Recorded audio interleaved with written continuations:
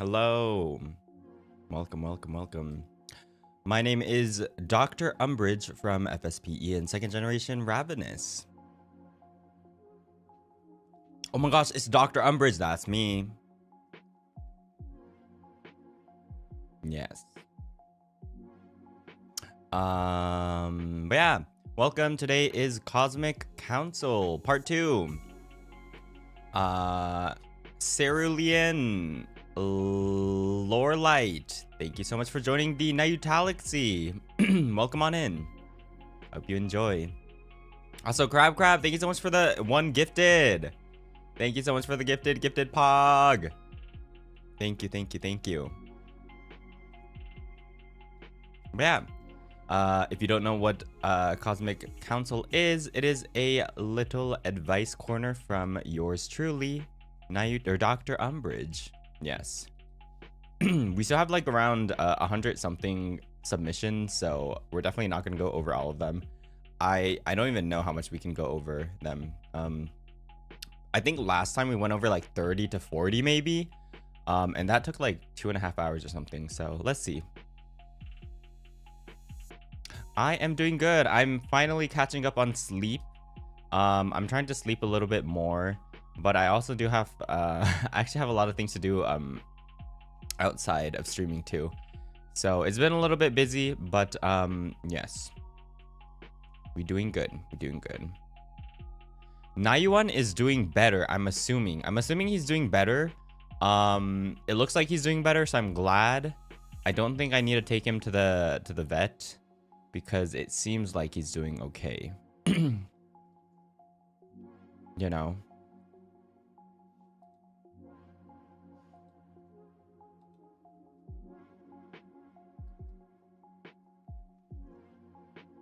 Yeah, I'm glad. Hopefully. I hope he stays that way, or I'll be screwed. But yeah, welcome. Who is ready for Cosmic Counsel? And thank you to who reminded me, you know, since there was Ravanis merch, since there was Avila merch, there's so much merch going around, I have decided to do another discount for today's Cosmic Counsel. Yes, today we have another discount. So without a discount, one session is $100. Today we shall make that discount. I think last time we did a 90% discount. Yes, I should have reminded you. Thank you for reminding me. Today's discount will be how much should I make it?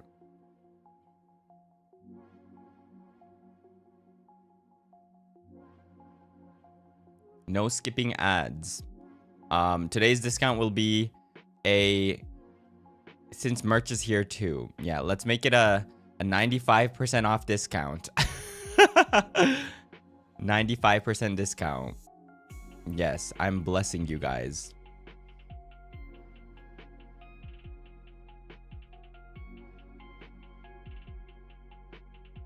That's a steal. I know, right? What a steal. 95% off. Dr. Umbrage is so generous. Okay. But yeah, we do have a lot of submissions, so we need to get over them too. Okay, so again, there's gonna be, oh, I see. I'll pay for all. Thank you. By the way, it's per person, so pay up, guys. Thank you so much for the council fee. What do you mean, bruh? Nini, 1 cent off? No, pay that 1 cent right now. To give me another reason to come and see you again. Where's that 1 cent? You're 1 cent off. That's not allowed. You know what? Wait, I'm gonna do something funny. I should have done this before.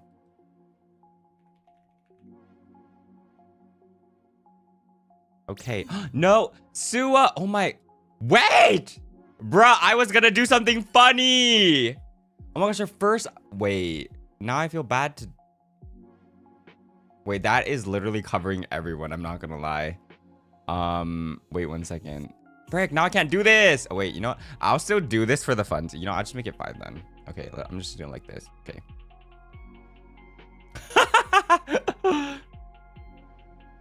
Yes. You get this, and then in exchange you get nothing. I was about to do this, and then Sua, thank you so much for the Akasupa. Wait, I need to probably change it. Wait, I'm gonna change it instead of nothing. I'll change it to counseling fee. Sua, thank you so much for the Akasupa, covering everyone's session today. Also giving you my first Akasupa. You know what? Fine. Sua's gonna cover everyone's fee today. So, but you know what? I'm still gonna keep it up because it's funny. Cosmic Counsel fee. Okay. Wait, it would have already been 3 out of 5, which is kind of crazy. Wait, does it not count? Wait, I'm confused. Why didn't it count right now? But Sua, again, thank you so much for the Akasupa, and thank you so much for the first Akasupa. Scam, it's not my fault. Do you think it's my fault? I don't control YouTube. Wait, I don't know why it's not counting though. That's probably not on me. I think it's because you canceled it and just put it. Wait, no, but Chu just supa'd right after I finished the I finished creating another one. I'm not sure. Crab, thank you so much for the Supa. What's that supposed to mean? What's that face? Also, Chu, thank you so much for the Supa too. Was it timing? What do you mean it's not your fault? It's not my fault. Might have been right before. That's true. Oh wait, you know what? You're actually right. Chu, thank you so much for the thank you for the not commission fee. Thank you for the participation fee. It worked. Thank you so much for the Supa. Thank you. Okay. Are you guys ready? Linz! Thank you so much for the 3rd Supa. I thought it was free, sir. Well, 95% discount, right? I mean, Sua literally paid for 2 people's original price, you know, value. Linz, thank you so much for the Supa. Crab, thank you so much for the Supa again. Thank you so much. But yeah, today's session,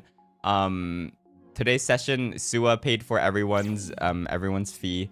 So, you know, there's no need to pay for Cosmic Counsel fee today, but always if you want to, go ahead. It's up to you. Nini with the 1 cent. Wait, I have a question. What's the difference when people send 5 or like $4.99? What's the difference? Is that like intentional or does that just happen? I actually don't know. I'm actually just curious. Exchange currency from Apple. Maria, thank you so much for thank you for the Supa. Oh, is it because your phone? Oh, okay. Ah. If it's .99, it's a mobile Supa. Oh, interesting. So does that mean does it change if it's Apple or Android, or is it just for every mobile? Oh my gosh, Sumi, thank you so much for the Supa. Size trying to open my wallet. I sent Dono. Wait, really? Wait, let me see. Streamlabs. I wish there was an easier way to see donos. Oh my gosh, thank you guys. Oh wait, you're right. Min! Dr. Umbrage consultation tax. Thank you, Min. Thank you. Thank you. Oh my gosh, Sleepy! Katie, thank you so much for the Supa too. Fee payment. Well, thank you guys.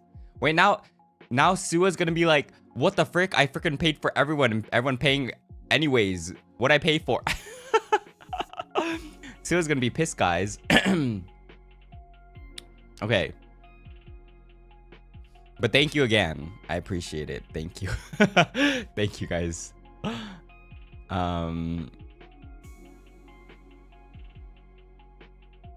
Next session has to be paid too. Literally every time I do Cosmic Council, everyone's not gonna come anymore because they're gonna be like, hey, fucking, I don't want to pay for this. The next Cosmic Council, I only have like 5 people in chat. And then the next one, I'm only gonna have like 1 person. Sag. Okay. But yeah. Again, I also included the marshmallow link to the description of YouTube. So,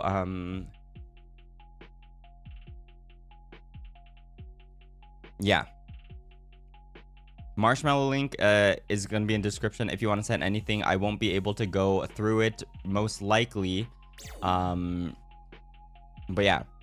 Let's start. What? I should have like a frick. You know what?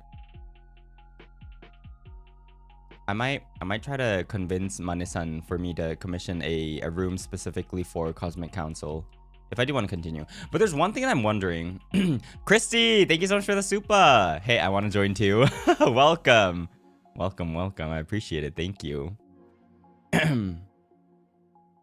But one thing that I'm wondering, what do you guys think? So you know, we get the submissions, right? We get submissions. And I'm assuming everyone that wanted to ask something already submitted. What would happen if everyone doesn't have anything anymore? Does Cosmic Council just not work? Since I'm assuming that everyone doesn't have like a million, you know, things they want to ask, right? And if you already asked your thing, and if it was already answered, I don't know what to do if I got like no more submissions, you know? Not sure, yeah. I don't know. Should I submit another? I mean, if you want to, but I feel like, you know, people don't have like unlimited problems. There'll be things that happen in the future that lead to new questions, but I feel like I'm not sure if the amount would be enough, you know? We'll submit another. Problems are infinite. You think so? Do you think so? Okay. We could turn it into Q&A Zatsu, but I feel like that kind of defeats the purpose of the Cosmic Council. It's supposed to be an advice corner, you know? Are you close to running out? Not yet. We still have like 100 something. So that's at least worth like 3-4 more streams. But after that, you know, I have infinite questions. It's not questions though. They're like advice submissions. But yeah, let's see. Okay. So yeah. Before, okay, I saw one that I wanted to start out with. This was relatively new. This is relatively new, but I kind of wanted to start out with this one because it's very nice. So let's start out with this one. 今日はこれで始めたいと思います。Oh wait.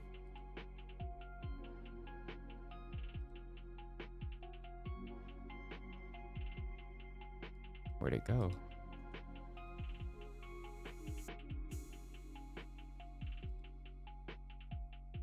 Hello? Wait, why is it not downloading? Wait 1 second, guys.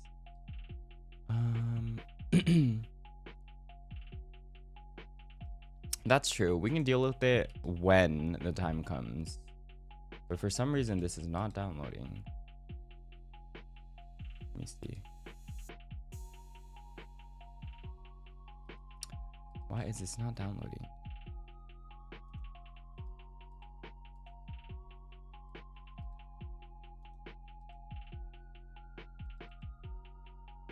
Oh, okay, that's better. Okay. I got it. Okay, let's start out with this one. じゃあこれから始めたいと思います。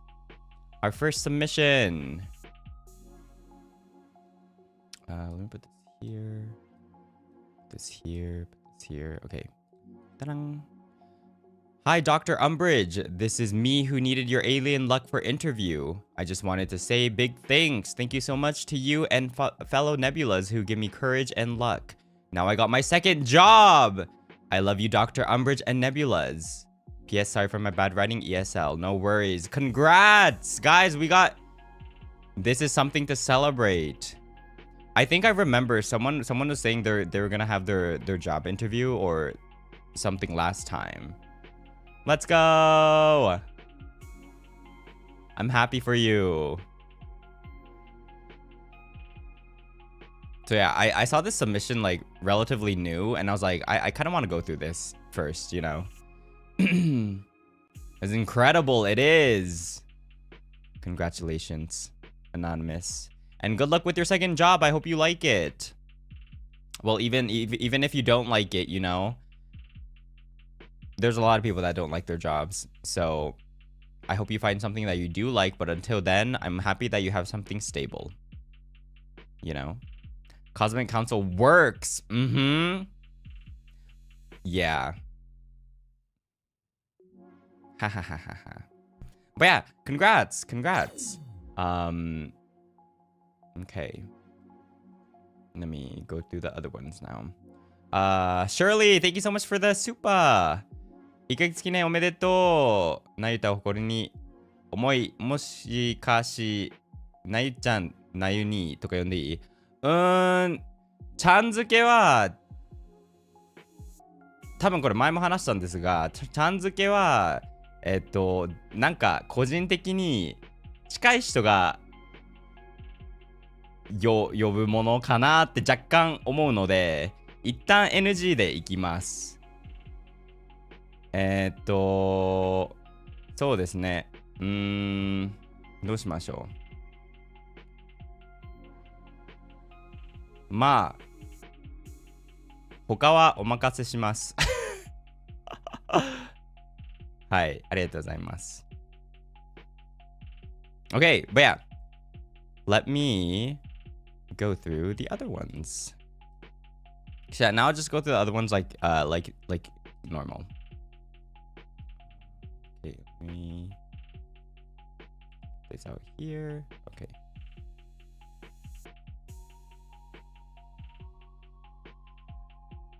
Yeah, I feel like for the nickname, something with Chan, I would rather say no to just because I feel like being called Chan makes more sense if I'm closer to the person, you know? So more towards closer friends, I would be more comfortable with, but other than that, I feel a little bit awkward. Yeah, it's probably just a personal preference. Okay. First one. Ba-bum. Would it be foolish to move to a new country simply because your favorite celebrity lives there? Well, my advice would be, it really depends on what you're looking for or if you have the money. So, first of all, do you work online? You know, do you remote work from wherever you want? Do you have to go in for work? Is this new country you're talking about, do you speak the language there? Let's say you do move there. What is your goal? Is your goal to suddenly meet your favorite celebrity, like, you know, out in the wild? Or are you trying to stalk them? Or, you know, it kind of depends. It kind of depends. So, I would say, I mean, if you want to, go ahead. What's stopping you? But my other thing would be, why do you want to do that? Like, are you gonna benefit in any way? Is that gonna make you happy? Like, what's your goal? What's your goal after that? Do you have a stable job after moving? Do you speak the language? Is it like you want to meet them or something else? So, temporary thing. Is it a temporary? I don't know. I'm not sure. But, you want to move there just to live in the culture and experience the country, like everyone fine. Otherwise, it's kind of foolish. It depends again. So, I mean, so the remember to live your life for you, not others, does make sense. But at the same time, if that's what you want to do, I would just say go for it. If you want to live your life for others, you know, that's your life. You get to decide. So, but I guess for this one, I would say if you really want to, sure. Like, if you're not losing anything. If you're, you know, like cutting ties with your family, friends, if you have no one you know over there, and if there's like a lot of negative effects from doing this, I would say maybe not. But other than that, I mean, I don't think it's foolish. If that's what makes you happy, if that's what you want to do, yeah, go for it. But if it was me, like, it depends on the country. But if I had no job, and if I couldn't even speak the language, and if I couldn't really understand the culture, it would be pretty hard for me. Yeah. Yeah, so, you know, at the end, do what you would like to do, but I think it might be a little bit difficult depending on the situation.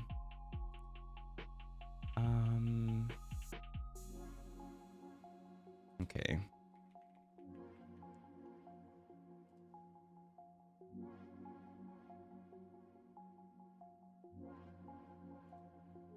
Let's see. Let's go to our next one. But yeah, don't forget to clap with everyone after each submission.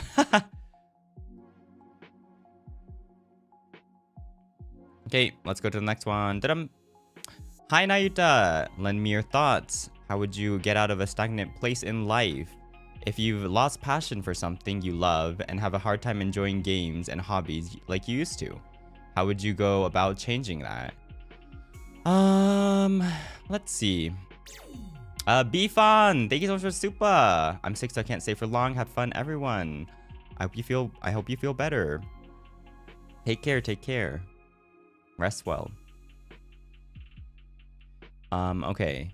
So how would you get in a stagnant place in life if you lost passion for something you love, and you have a hard time enjoying games you love? This is... I'm gonna say this for a lot of them. This is also a little bit difficult because I don't know the situation. There must have been a meaning, a cause to why you lost passion in the first place. So I'm gonna assume something depressing or something bad happened for this to, you know, be the case. I guess my advice for this would be either trying out new things, you know, just in general, try to maybe find new hobbies, new things you like to do, things you've always wanted to do but never really, you know, had the courage or something to do, would be one thing. The other thing would be just take it slowly, I would say. Maybe there could be this thought within yourself that you just want to get back on, you know, back on track to how it used to be. But sometimes that could be hard. So just take your time, slowly get back to it, and I'm sure that you'll be able to, you know, love the things you've loved in the past, maybe. But yeah, I think that would be my two advices. First one, again, would be probably starting something new, maybe. Trying something you've never really thought of doing. That might change something. But yeah, the other one is, there's no, you know, unless there's a reason to get that passion back like ASAP, I would just say take it slow. And, you know, do what you need to do on the side and just slowly get back there. I hope that helped. Okay. Let's go to the next one.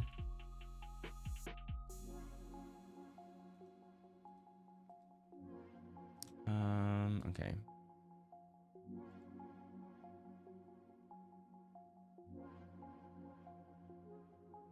Okay. Next one is here. Ta-dam. Hi Nayu, love your stream so much, by the way, thank you. So I'm a dropout working a dead end job and trying to get by. At this point, I feel stuck and I'm afraid of taking any steps forward. Do I try to go back to school despite my struggling mental health? Do I just keep working in a job I hate? Or should I try to pursue creative passions knowing that it's difficult to succeed? Rather than telling me what to do, I just like to hear your insight and advice for someone who can't really find it in themselves to move forward. Thanks in advance. This is a really good, not really question, but I think a lot of people would or could be struggling the same. Let me see. Second opinion forward, mental health. Do I just keep working in a job I hate, or do I typically create passion? I would say for this one,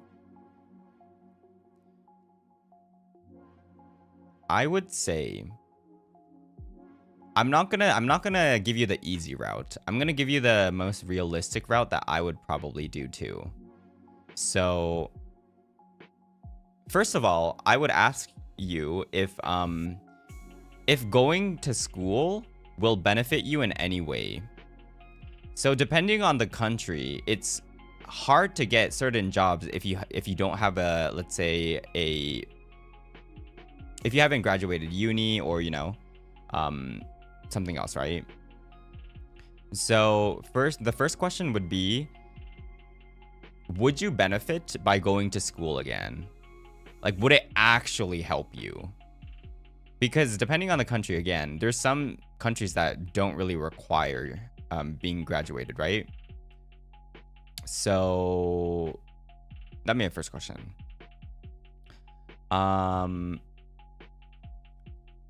About the pursue creative passions.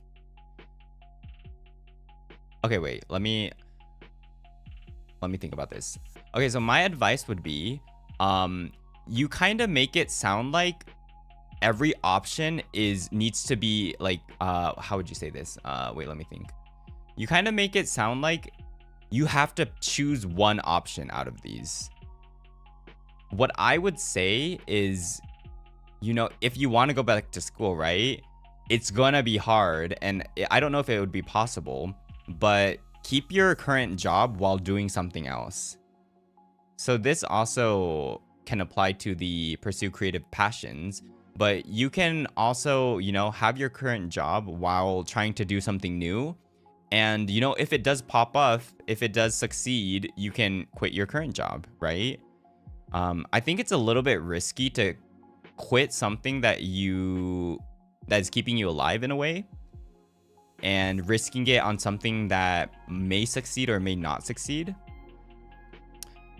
School too, it depends if you have a family or a member that is supporting you, but I think it'll be hard to pay off school if you also quit whatever you have as a job right now.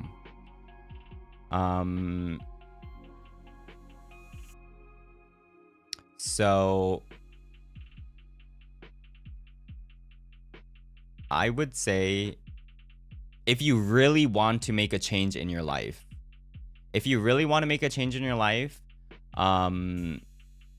either continue your current job while trying out different things, or just work as hard as you can right now. Save up money so you can do whatever you want. Would probably be my two advice. Yeah.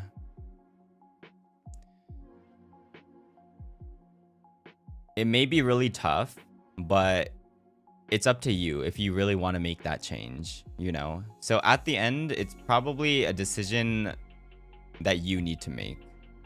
If you want to just keep on working at your current job, you know, not being that motivated, just living life as it goes, or if you really want to try to make that change right now, you got to start acting.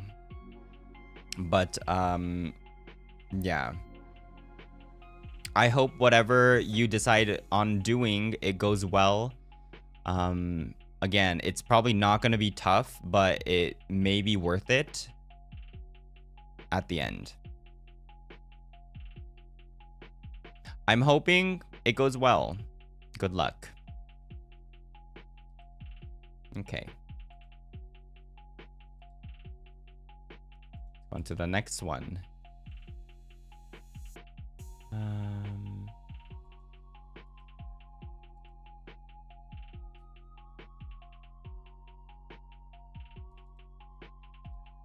Okay.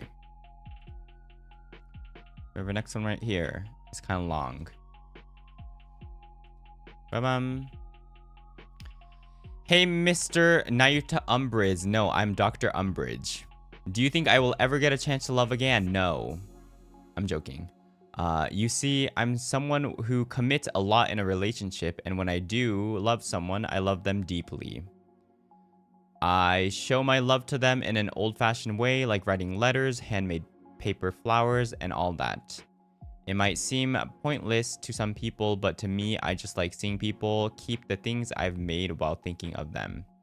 It's the same thing with buying snacks for your lover, and you bought them because it reminds you of them. Yeah, that.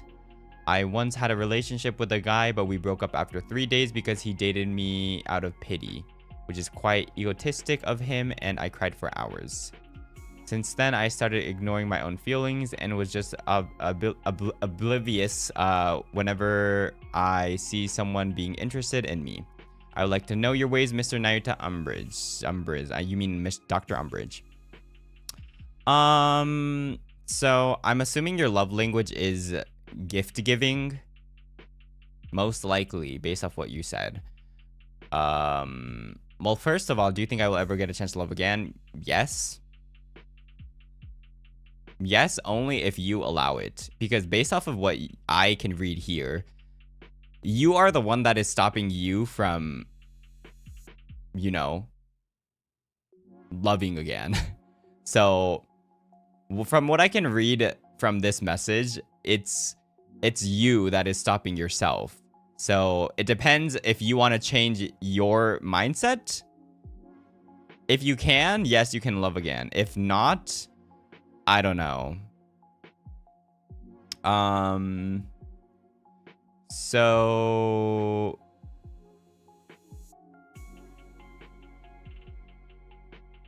let's see.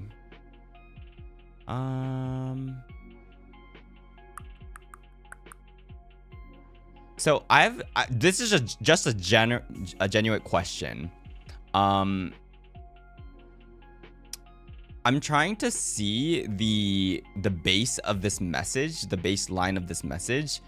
It's kind of going everywhere, so I can't really tell which part you are trying to mention, which part is supposed to be important, because you started out talking about the gift giving as your love language, and then you slowly shifted on towards talking about you like this guy and he dated you out of pity, and then you started ignoring your own feelings.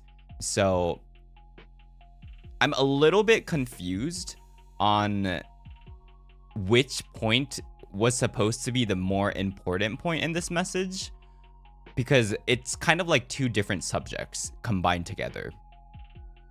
But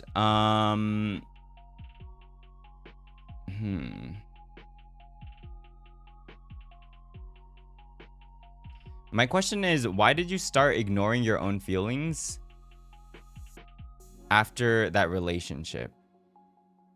I mean, you didn't really do anything wrong.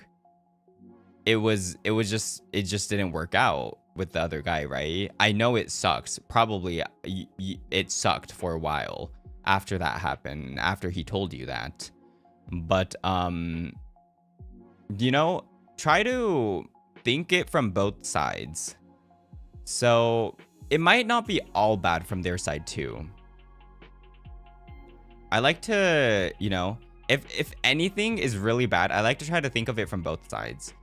So instead of trying to think that he was mean and being very egotistic, maybe also try to think that he was unsure. He was unsure, and he thought you were worth it to give it a try. But it ended out not working out, which is unfortunate. Maybe. It depends. It depends.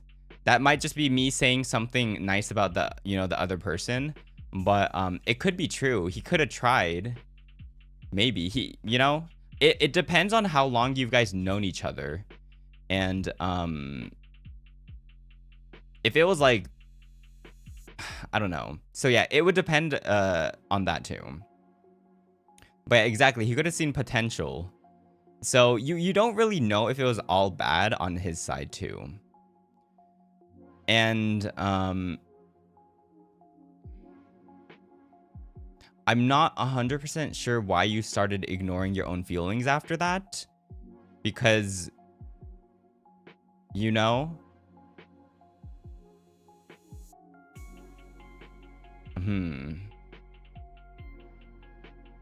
I feel like relationships are always going to have ups and downs.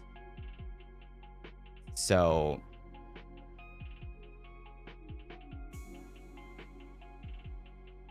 trust issues? Maybe. Maybe they got scared of anyone showing interest was doing it for the same reason. Okay. Well, if that's the case, if that's truly the case, I would just say by thinking, I know it might be hard, but by thinking that way, you're just limiting your options. It's most likely impossible to not get your heart broken throughout your life, going through different relationships. That is a consequence that you need to take if you want the nice outcome. So just because there was one time something didn't happen, the outcome wasn't something you liked. You can't give up there. You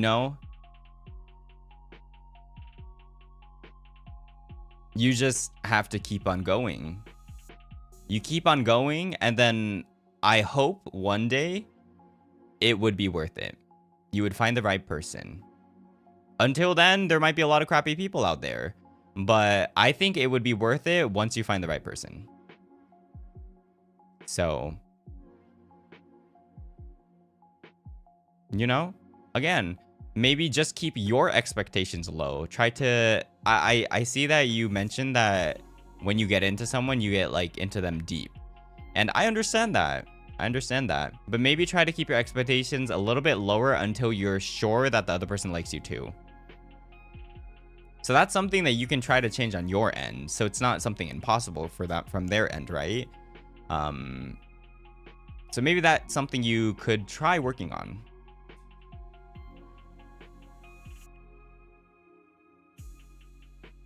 But yeah, I hope you find that special person in the future. And I hope that helped. Okay. Next question.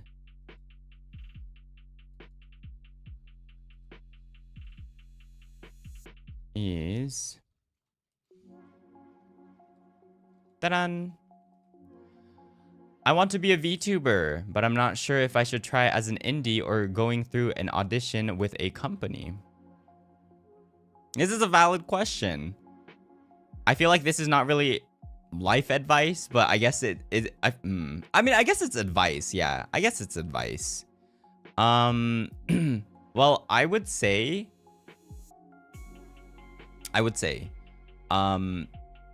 indie should be the good route. Unless you have experience with, let's say, voice acting or some other industry, right? I'm just gonna be straightforward. This is what I think. I'm not representing any company. I'm just gonna, share my thoughts. Companies will probably not take in people with no experience. That's my opinion. If I was working in a company, let's say I was working in a VTuber company, I would think so.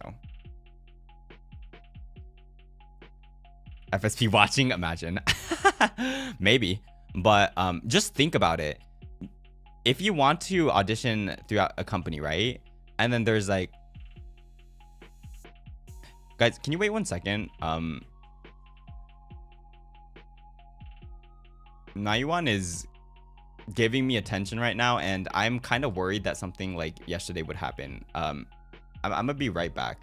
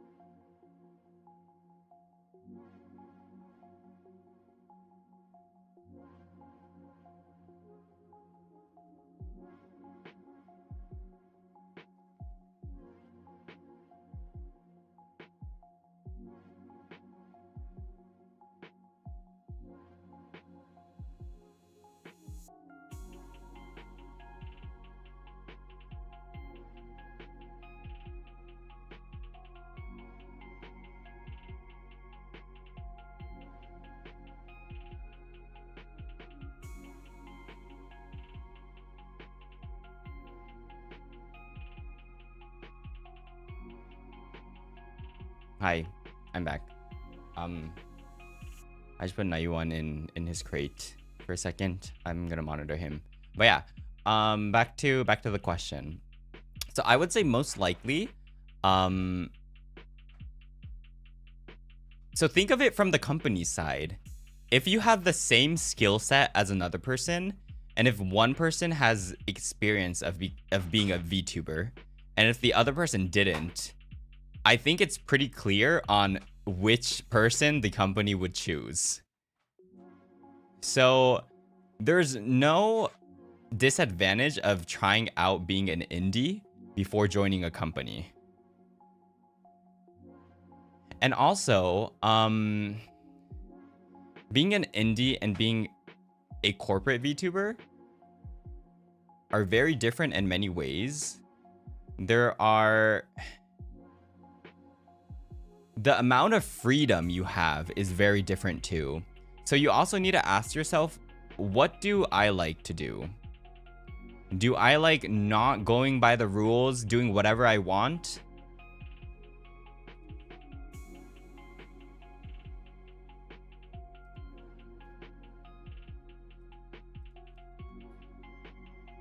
Or, wait 1 second. So yeah, wait, is it still live? Am I still live, guys? Hello? Oh, it's still live? Okay. Okay, I thought my stream crashed. Okay, but yeah. Yeah, I would say just go indie first and see how it is. You might even not like it to begin with. And if you see a benefit of joining a corporate, go for it, audition it. But I wouldn't say, I mean, if you want to go corporate first, try it out. But I'm just saying that unless you are very talented, and depending on what size of corporate you're trying to get into, the chances are just a lot lower compared to the other person. We're just hearing your thought. No, sorry. My YouTube thingy kind of like it got an error, and I had to reload some stuff. So I wasn't sure if we were still on or not.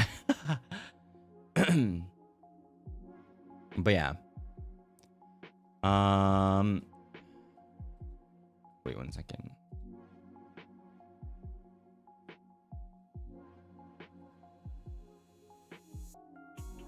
Yeah, that would be my advice.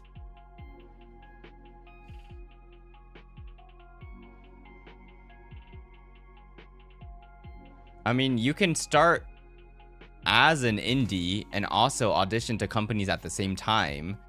There's no one stopping you from just choosing one, right?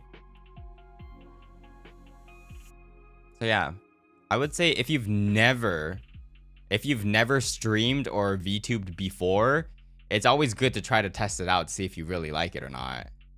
So There's no disadvantage in trying to go indie. And if you really want to, if there's any company that really sparks your interest, go for it. But again, the competition, depending on the company, will be tough. So you really need to show what you got, what you can do, what you can provide to the company too. Yeah, would be my advice.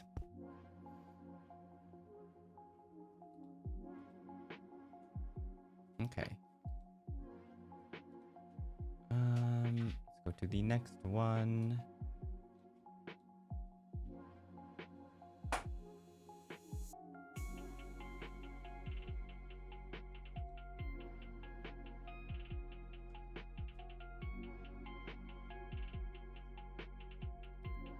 Oh my gosh, I have so much more. Okay, next one.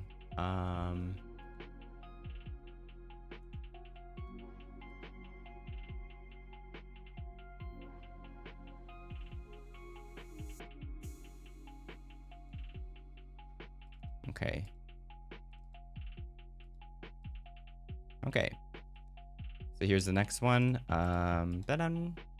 Okay, Dr. Umbrage. I like someone a lot, I think, but they're in a relationship and I don't want to interfere in that, and I don't know what to do because we've been friends for like 7-8 years now, and when they're not in a relationship, we've done homie cuddles and they're like physically touchy with me, but not in a weird way at all.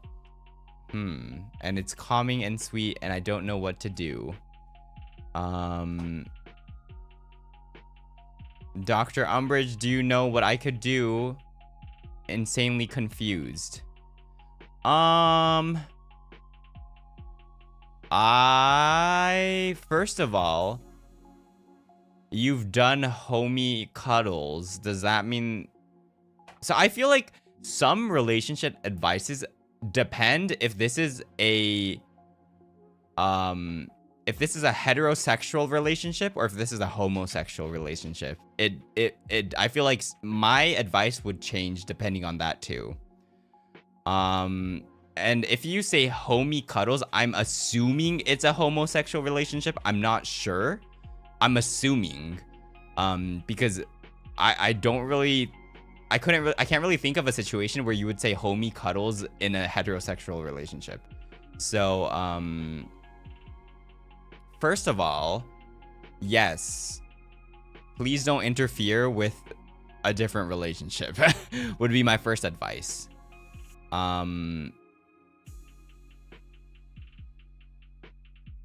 Second of all,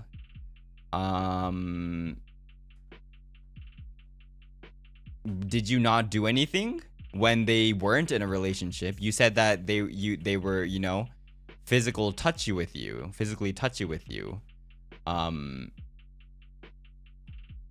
Have you never tried to ask at that time? Because you can't really do anything if they're in a relationship right now, or you're just gonna be a relationship breaker.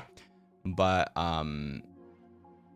yeah, at the end, if they are in a relationship and if you are a friend for 7-8 years, I would say it would be the best to respect them and, you know, hope for their happiness. In any case, if they do, if their relationship does not end out well, you could always try asking. That's probably going to be the easiest route. If they were physically touchy with you while in a relationship, that's a problem. I would stay away from them. But you mentioned that when they're not in a relationship, so yeah. Because one thing, it's not really about this question, but one thing I would say about when looking into people, let's say this person was in a relationship and doing touchy things to you, right? Think of it as if you were that other person. This guy is a red flag because they would do other things with different people in a relationship. So that's always something to look out for. If someone is doing something, expect that they would do the same if they were with you too. because they're capable of doing that, right? But yeah, if you're confused, I mean, from what I'm reading right here, there's not too much confusion. It's just, okay, your friend is in a different relationship and you like them. I don't think there's any confusion. It's pretty straightforward. I know that you might be stressed, but it's pretty straightforward of what you're saying. And there's nothing much you can do about it. If, you know, when they weren't in a relationship, you did nothing, and now they are, you can't really do anything then. So, my best advice for this would be try to find someone else that could, you know, that you may love more or like more. And yeah, best to not interfere with your friend's relationship. Would probably be my advice. Because there's nothing much you can do with that. I hope that helped. Okay, let's go next one.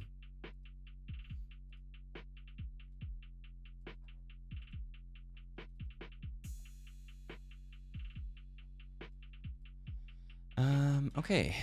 The next one is dun. So to put it bluntly, I got no bitches. I've been single all my life. Almost dated this one guy, but that's another story. It's not like I hate being single. I just want to be able to flirt with someone and be parasocial with purpose. And the thing is, I would say I got no riz, but I have been confessed to before. But those were all in circumstances in which I did not feel like accepting, which were either when I was not ready to date yet or people I've met online, and I have a personal policy of not dating people I meet online. It's also really hard for me to develop crushes since I worry too much about making things awkward.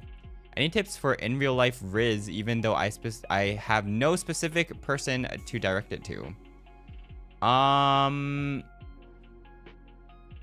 As for riz, I would say you don't really need to worry about that, because I believe there's a lot of people out there that don't have riz, but people like that. There's always going to be someone for you. There's always going to be someone that would love you even if you don't have riz.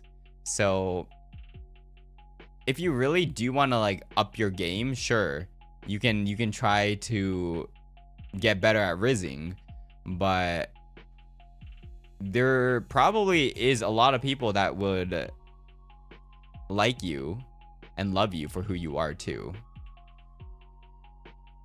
So yeah. Wait, okay. So that would be my take on this. And the second, if your policy is to not date people you meet online, if that's your policy, sure. But I don't really feel like that's bad, like to date people online. I personally wouldn't really, unless I've like met them, you know. If I've like met them before, that would be different. But, you know, nowadays, I feel like it's difficult to meet people organically without the use of the internet. So that's something that, you know, you're just limiting yourself. So if you want to do that, sure, you can keep on doing that. But I think that's just something that you are thinking in your own mind that isn't really a big of a deal to other people. But yeah, for the other ones, again, there's a lot of awkward people out there. There's a lot of people that don't have riz, but they could be in a very fun and healthy relationship with other people. So I can't give you that much advice for riz because I personally don't have that much riz.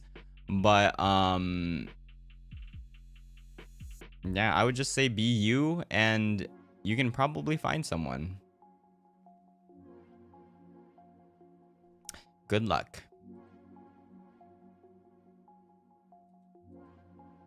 Okay. Go to the next one.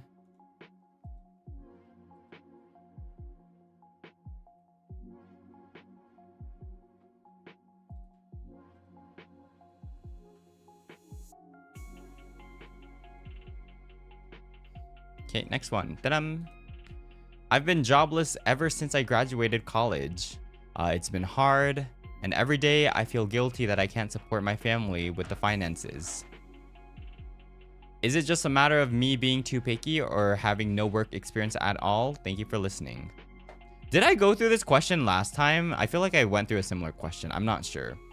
But yeah, it's rough out here. The job market is shit. I've been through that too. It depends on where you're living too, what country you're living in. But I think it could be both. You could be picky, but also, again, some jobs require insane amount of work experience.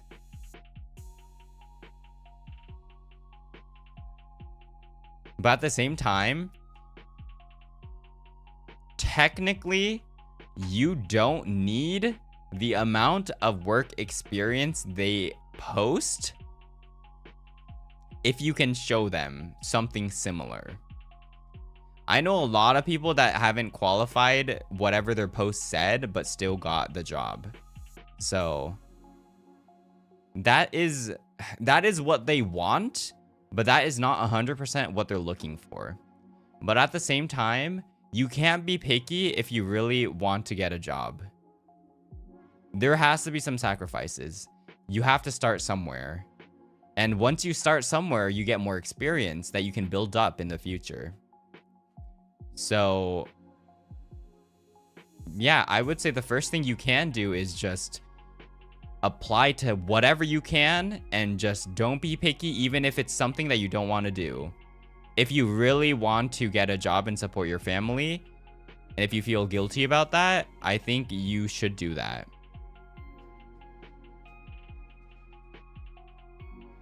So literally there are if you're not picky, there's an insane amount of jobs, I believe, if you're not picky. But at the end, we're all a little bit picky. That's why we can't find jobs, right? Because we all have expectations. If we want to work from home, if we want a 9-to-5, if we want, let's say, company benefits, at the end, we're all picky. So that's why it's hard to find jobs. But if you're not picky at all, I don't think it's that difficult. So my advice would be find something, just start and build experience from there. And then you can, at the end, if you want to change jobs, it's going to be a lot easier because you actually have experience. Good luck.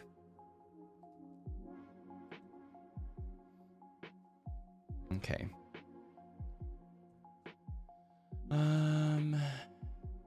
Let's do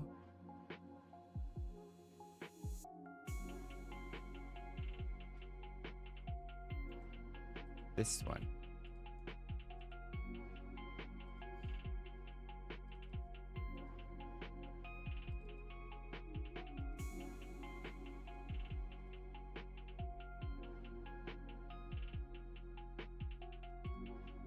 Okay, this might be a little bit similar maybe.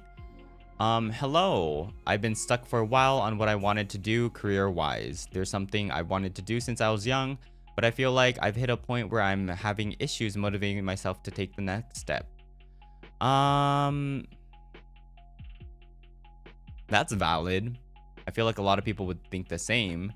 A lot of people have things they want to do when they're younger, but once they grow older, they realize, you know, the reality of, you know, living, right? That's valid. But it really depends on what your dream is, because if it's something insanely difficult to do, that's a different story. I don't know what to say about that, but the only thing I would say is So there's not much I can say, but don't give up. You know, people reach their goals, reach their dreams from not giving up. There are probably a lot of stories out there of successful people being in their current state because although it was tough to get there, they didn't give up. So it's really a matter of that. If you have it in you to keep on going, I'm not gonna say it's 100% success rate, but it's higher than giving up, right? So if it's something you really want to do, keep on doing it. And if you do give up, that was that. It was at that point. It could have been something you really wanted to do, but it wasn't to the point that you really wanted to do, so you just continued. So yeah. Unless there's a different issue that you can't continue whatever you wanted to do, I guess the best advice I could give is to continue, because again, you can't have, life's not easy. Life's tough, right? There could be a lot of things. You could be busy. A lot of things happen. But the moment you stop doing something, the possibility of achieving that is just going to go to zero. So,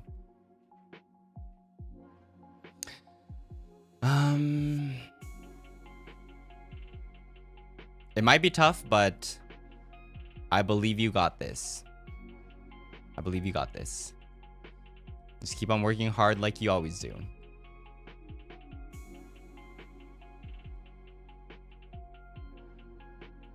Okay.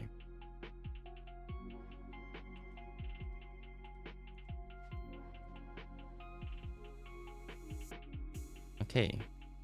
For our next one.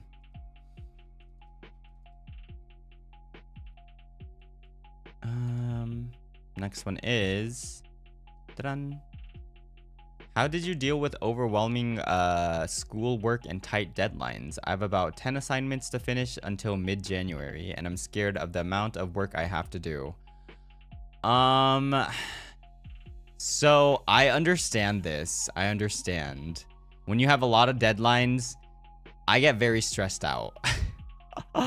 But realistically speaking, again, this is a lot easier said than done, but just start working on it is probably the best advice that I could give. Because think about it like this. You have a deadline, right? Technically, worrying about if you're going to finish or not is not going to change anything. You're not going to miraculously get everything done if you worry about it. You're not going to speed up if you worry about it. The only thing you can technically do is to just start working on it as soon as possible. Maybe scheduling the whole thing, being like, okay, this task might take around a couple of days, this one a couple of days, and just see how much time you need to finish everything. Because I'm assuming you wouldn't get the amount that you can't physically do. There's always time to put into whatever you need to do, right? Again, technically, I want you to watch my streams and other streams too, but if you have the time to watch streams too, you probably have the time to finish most of those deadlines too, right? So it's just priority in your life and what you spend it on. So you probably do have the time. I understand it's overwhelming when you have so much things to do, but again, if you need to do it, you need to do it. So you just try to schedule it well, see how much time it takes to finish each assignment and just start going for it. And it's always better. You always feel a lot better to finish these early, right? So if you're gonna need to do them eventually, just start on them now would be my advice. Again, I understand it's very, very much more easier said than done, but it's just the reality, right? You just need to start working on it. Gail, thank you so much for the raid. Pipsweek raid. How are you? Welcome, welcome, welcome. Today we're doing our Cosmic Counsel Part 2. If you don't know what Cosmic Counsel is, it's our little advice session where, you know, you can submit whatever you want. Could be life, relationship, family, whatever, through marshmallows, and I will go over them in the Cosmic Counsel sessions. Yeah. Let's go. And you have to pay fee too? We don't talk about that. It isn't free though. Now you're making me look bad. What are you doing? Stop it. I hope you had a great stream, Gail. Also, guys, go check out Avalum's winter merch. It looks really good. The moment I saw the art for everyone, I was like, damn, this is good. This is good. It's crazy. I respect the stonks. Oh my. The art and the merch is really good, especially that puzzle thingy. Damn, you guys are gonna need to get the whole set, aren't you? Okay. But yeah, I think that would be my advice on this one. So let us go on to the next one. This is kind of a long one.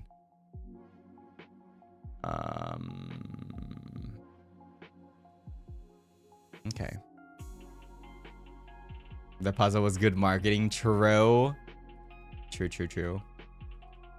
Okay, this is a very long one. I'm gonna need to make it a lot smaller. Okay. Ba-bum. Okay, wait. I need to read this other screen if it's so long. Okay. Hi, Nayu. So I like someone. He was someone who liked cuddling, kissing, being really effective. The problem was that we weren't anything yet, so I decided to ask him if he wanted to start going out. But then he said, I'm not interested in any relationships, to be honest. So I stopped everything and thought, I guess it's a better idea to stop feeling something for him if he doesn't want anything, you know.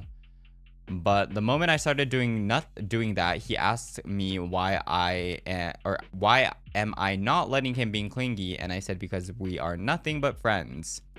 But then he said, why don't you let yourself get loved? And I'm like, what the fuck? Because we're nothing but friends. Friends don't kiss. Friends don't use pet names. Friends don't hold hands if we're there, blah, blah, blah. But I don't know why he couldn't understand that. And he kept asking me to kiss or hug. And I got really annoyed. At the end, I stopped feeling something for him. But he keeps contacting me to hang out. I just ignore him. I see him at university too. Am I exaggerating? First of all, no, you're not. I'm assuming the guy just wanted to be friends with benefits, which is a thing. And I'm assuming this is not something you were looking for. So it was just a different, you two just had different interests, right? Is it normal for him to do stuff like that? No. Are there people that do stuff like that? Yes. So I guess for this, I would say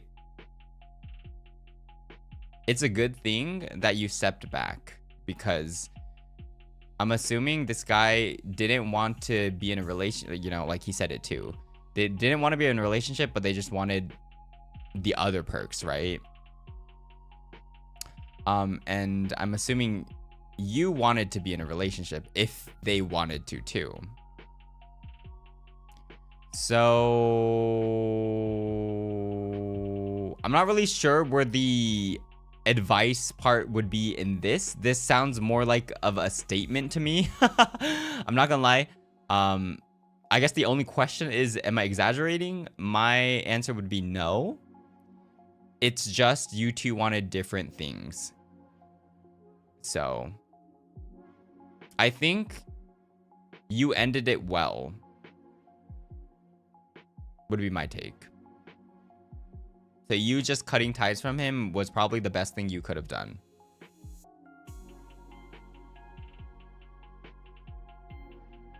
Yeah. I feel like there's not really much to add on this because that's literally it. You two just wanted different things, and that's totally normal, right? That happens. So yeah, good for what you did. You did the right thing. Okay. Let's go to the next one.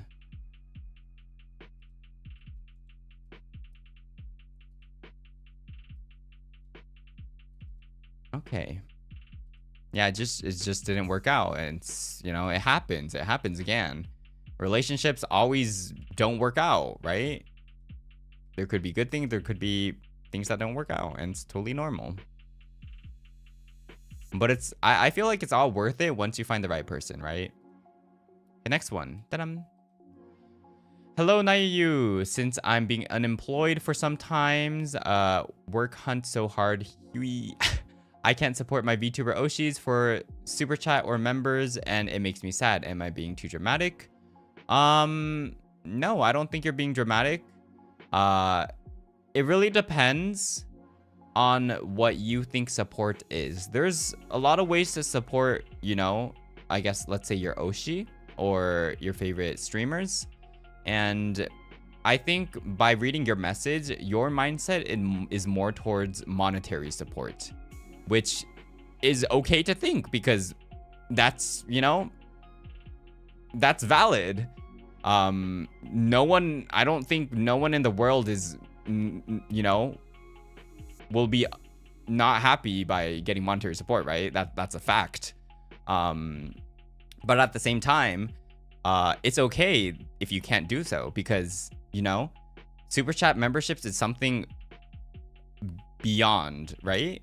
It's not a necessity. Like, you don't need to do that. That's something if you have if you're in the position to do that and if you really want to, go ahead. But again, I don't think you need to be sad or you need to feel, let's say, disappointed for not being able to do that. I think for the streamer, for the VTuber, whoever you watch, just being there, let's say liking their tweets, you know, liking the stream, leaving a comment, being there in chat is more than enough for them. I think people don't realize how much that influences the streamer too. There's a lot of way to support your favorite Oshi.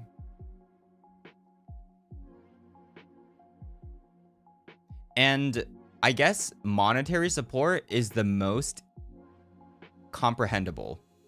It's easy to understand because, you know, you're giving them money technically.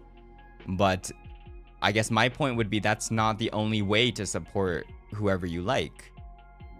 You know, replying under their tweets, retweeting their stuff, liking their stuff, just being there is all valid ways to support someone. So I think the VTuber also wouldn't want you to be supporting them if you can't support yourself in the first place. So my take for this would be, you know, first prioritize on yourself. And once, let's say, if you are in a good spot, if you have the ability to, let's say, super chat or join memberships, go for it, you know, do whatever you want to do. But that's not the only way to support someone you like. And there's no point, you shouldn't be ashamed of yourself for not being able to do that. Because again, we all have different lives. Not everyone is in the position to do certain things, right? Tell everyone about your Oshi, get them more views. See, that's huge too. Let's say you can't do that, but you tell 10 of your friends about your Oshi and they start watching it. That's 10 more people that are supporting your Oshi, right? That's huge.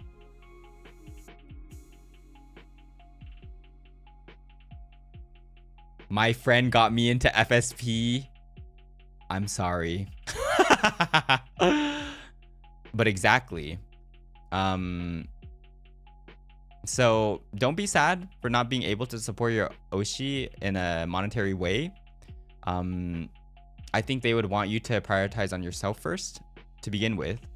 But yeah, if that's something that you think is your way of showing support, maybe in the future, you know, maybe when you get a job, and if they've been, you know, if their streams have been helping you out, maybe you can send a super chat by then. But there's no point of trying to hassle out whatever you have right now and, you know, send something right now, right?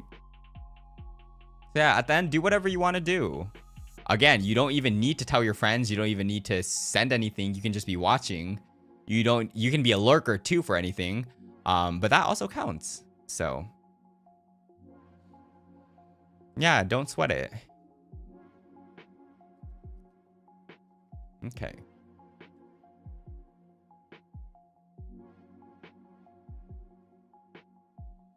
Let's go to the next one.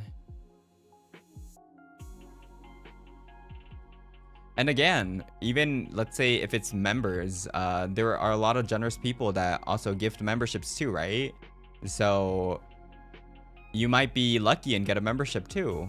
And then you can just thank the person, right? And if you really, let's say, you really appreciated that experience, and in the future you want to do the same. Let's say you get a job in the future, you could do the same, right? You could share the experience that you've been through to other people too. But again, everything is totally up to you.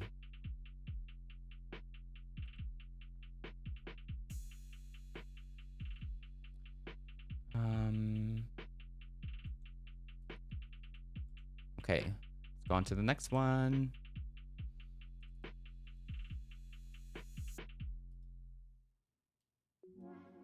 Ta-da! It's been long already, but congrats on debut. Thank you so much. Can't wait for the time I get my hands on your puppet. I can't wait too. I want my own puppet. I want to ask advice about, in this day of age where VTubers are many and everywhere, how is it a good way to start VTuber career when I'm broke? Thank you in advance for the answer. You're one of my Kami Oshis, by the way. I love you. No para. Thank you for existing. Thank you. I appreciate it. Well, thank you for letting me being one of your Kami Oshis. I appreciate it so much. Every time, you know, I see someone have either my Oshi mark in their name, in their bio, makes me really happy. Especially also people that, like, let's say have different Oshi marks in their name, and then it's like I'm the odd ones out there, right? I sometimes get surprised. I'm like, wow, how am I here? Like, there's all these different people, and then there's just me right there. I'm like, oh damn. But thank you again. I appreciate it. And for the advice about VTubing, that is true. VTubing in 2024, almost 2025, there are so many different VTubers out there. There's so many different VTubers out there, right? So I give a little bit of a different advice from people that give advice about how to start VTubing. In this day of age, I'm not gonna lie, getting a good model with good rig to start out is expensive, but it's one of the good ways to get yourself out there. I know a lot of people do say, oh, like you don't need money to start VTubing. You can, like, I started with a free model. That's true. That could have worked 3, 4, 5 years ago. Now, if you do that, that can still work. I'm not gonna lie, that can still work. It's just a lot more difficult. I swear, it's so much more difficult. With like millions of VTubers out there. Again, if it was like 5 years ago, yes, there were like a couple of VTubers, you would always stand out. Now, it's really, really, really hard. And yeah, people at the end do care about visuals too, because that's one way to find a person, right? If you, let's say if you have a good model and you post on Twitter or something, and because people look at the visuals, let's say it trends.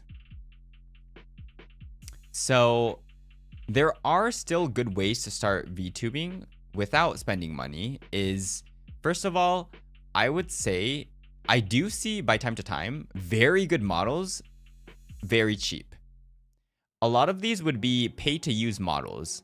So they are not fully custom to whatever you want, but there are a lot of pretty models out there that are pay to use. So you might be having the same model with someone else, but I think it's still good to have a visually pleasing model to begin with.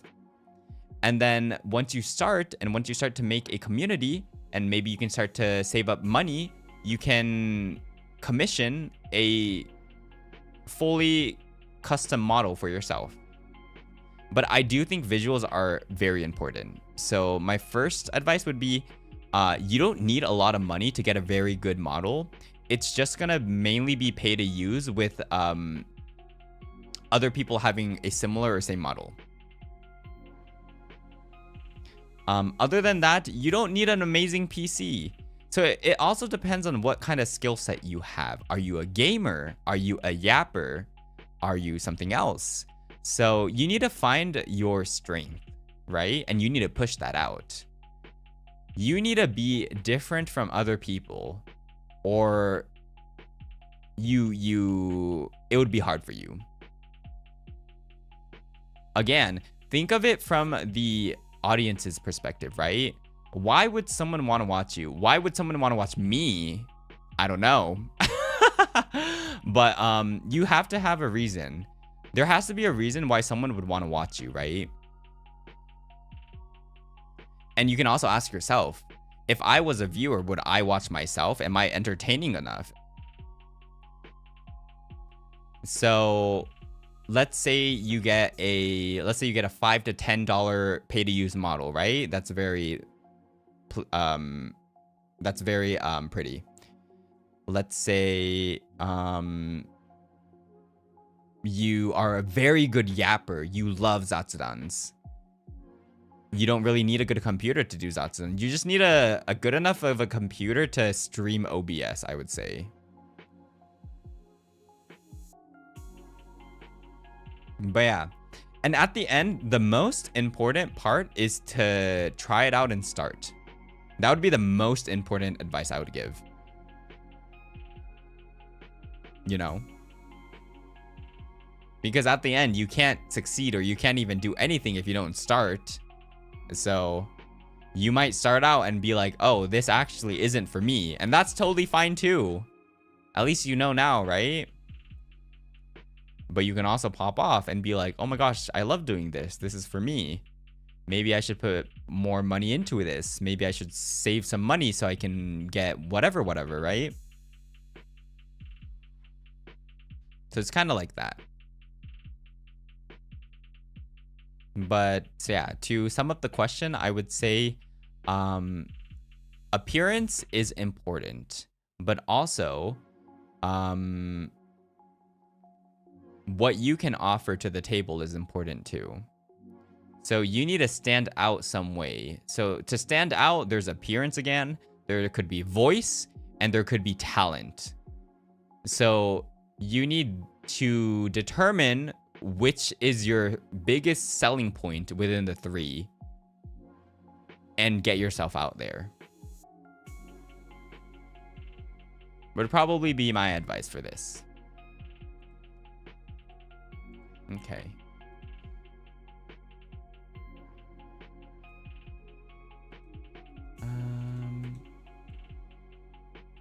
Okay. 何事もまず動かないと、その通りです。動かないとそもそも始まらないのでね。Okay. Background's cool. Thank you. This is my spaceship. Okay, next question. Any advice on dealing with bad teammates? Whether they're toxic, stubborn, or just bad at what they're doing and dragging the team down.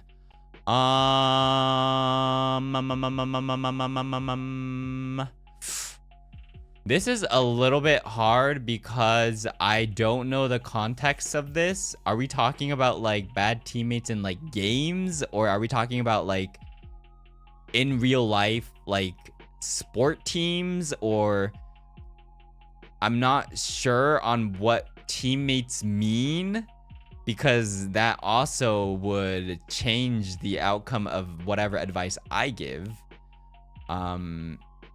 I'm not sure if it's coworkers. If it was coworkers, that would also be a different advice. So, it could be an ESL moment, you know, accidentally saying team workers instead of coworkers. That could be a case. I'm not sure. You think it's coworkers? Okay, so maybe we can talk about it as coworkers then.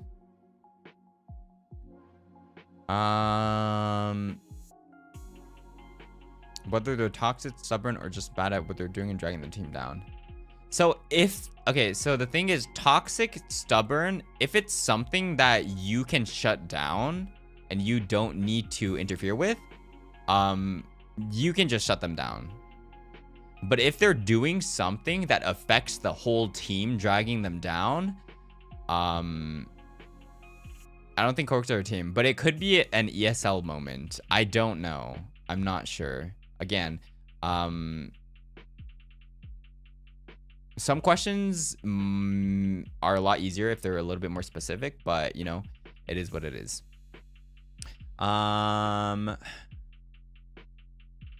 Inclined to sports. That's true. That's true. Okay, do you think this is a sport team maybe? Maybe it's a sport? Team project? Colleague team? Bruh. All of these advices are gonna change. Okay, I'm just gonna be very broad with the answer, or with the advice for this one. I'm just gonna say it including everything, because we don't know. So this could be either a teammate for sports, it could be a colleague, it could be anything, it could be work, you know, it could be anything. Stubborn is not always a bad thing. I'm also very stubborn too, but you know, it depends on the way you're stubborn with, right? Stubborn could be in a perfectionist way where, you know, it would benefit the team, it would make the quality higher, or it could make the outcome, you know, better. That could be a thing. Toxic is never good, most of the times. Can you do something about that? Not really. You can't really change a person with the snap of a finger, right? So the only thing you can do is just shutting them down from your side. If they say something toxic to you, don't think about their talking, you know, don't take it to heart, right? There's nothing much you can do about that. Just let them do whatever they want and just be like, oh, this guy's being toxic, ha ha ha, in your mind, right? That's probably the best you can do. If they're dragging the team down, that's the point where you need to speak up. You need to say something about that, because if it's affecting everyone else, that is a no-go for me too. So if you've already spoken up, I don't know. I don't know what you can do. I don't know what you have the power to do. Can you cut them off of the team? Is that something you can discuss with your teammates? I don't know. But if they are doing a negative effect to the whole team, I always think there's a, you know, the option to cut them off. Maybe. Is there a reason they're on the team? Do they provide something to the team? Is something that I don't know, you know. So again, stubborn, toxic is something that people can cope with. Is it good to cope? Maybe not, but you know, sometimes we just have to go with it. But if they're having a negative effect towards the whole team, you need to make a decision, right? So again, I don't know. Some questions just need to be a little bit more specific. I'm sorry I couldn't give you the right advice, but I hoped it helped.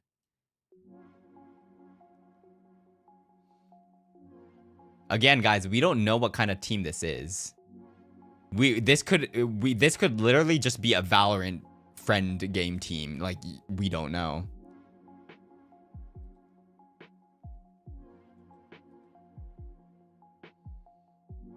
Okay.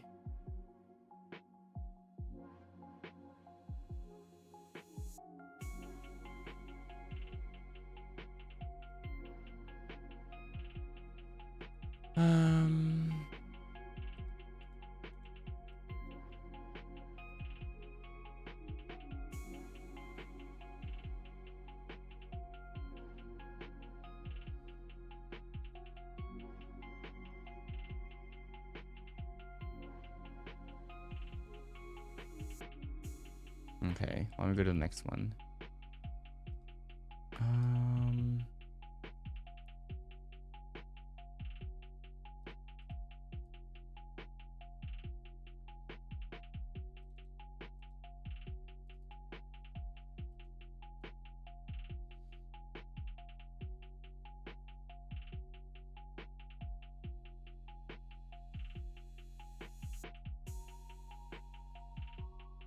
Okay.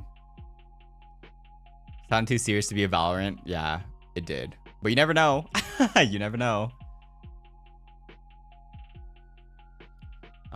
Wait, how much submissions do we have left?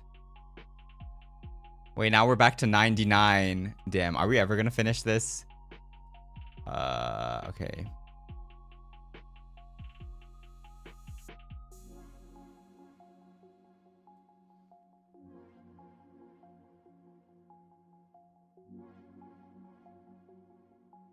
It just means more Cosmic Council. That's true, but at the same time, it means that everyone has to wait longer for them, for their submission to be read.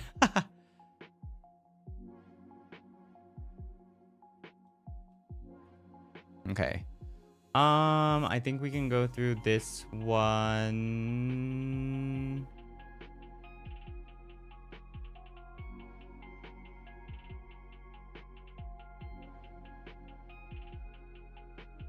Wait 1 second.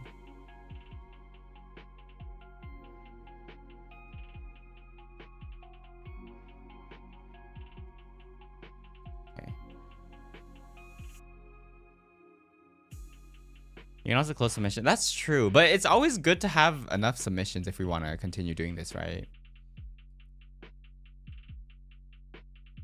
Okay.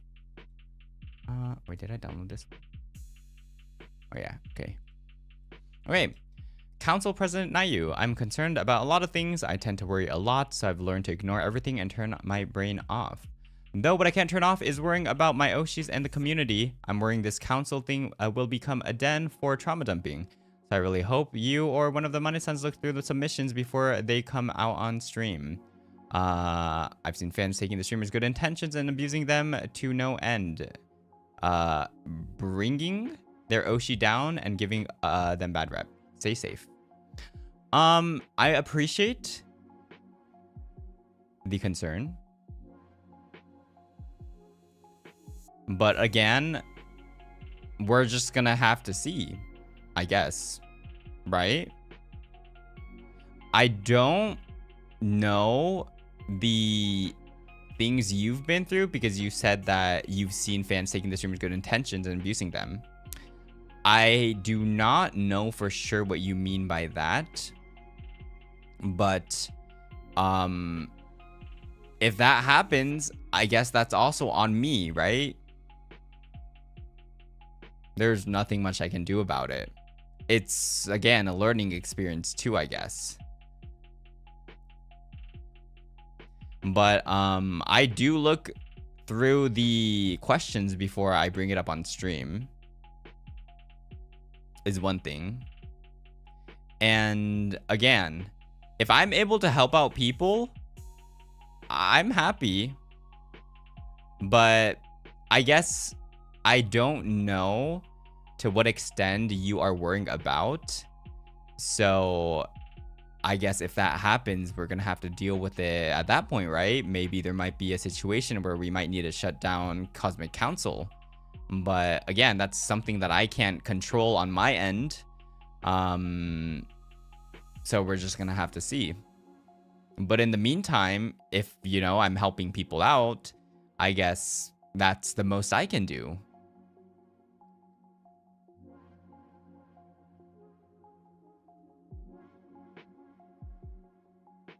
But at the same time, I do get your point. So I guess for the rules for the marshmallows is I'm basically picking up things that people need advice on. So if it seems like the request is just statements instead of asking for something, yes, I probably won't pick it up. And again, yeah, if there's like personal information, I most likely won't pick it up. And if the submission itself looks not TOS friendly, I won't pick it up. I've stated that in the past. Yeah. So I think if it's trauma dumping, I can tell the difference. Most likely. I did say potential heavy topics are okay, though. Because, you know, you could be struggling with something, right? But I appreciate it. For now, I think I can handle myself. And if it comes to it, we can try to think of something then. But I appreciate the concern. Thank you.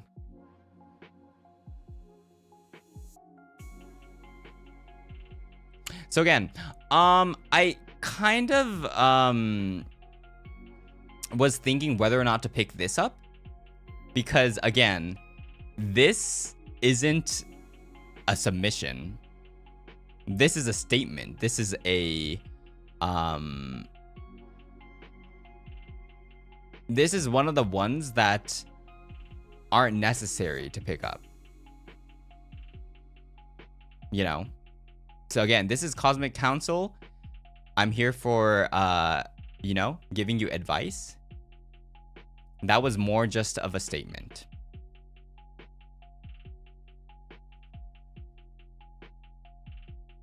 So yeah, that's why I was considering whether to pick that up or not. I did at the end because I guess I just want to talk about, you know, I'm doing this because I want to, and I hope and I'm happy that I'm able to help people out. But if there is any negative consequences in the future, you know, we might need to adjust.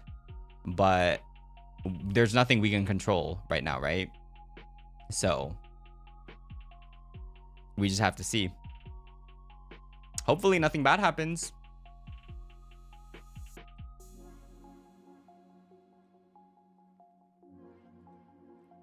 Okay. Go to the next one.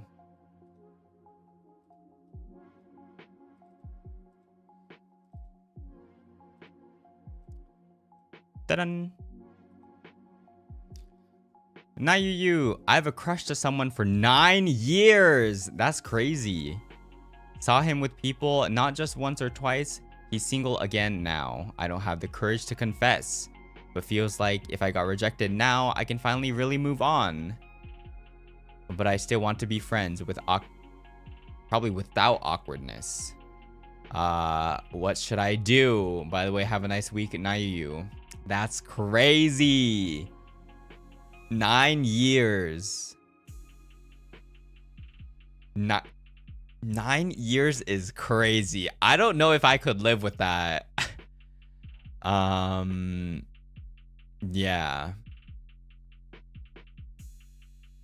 Well, I would say What?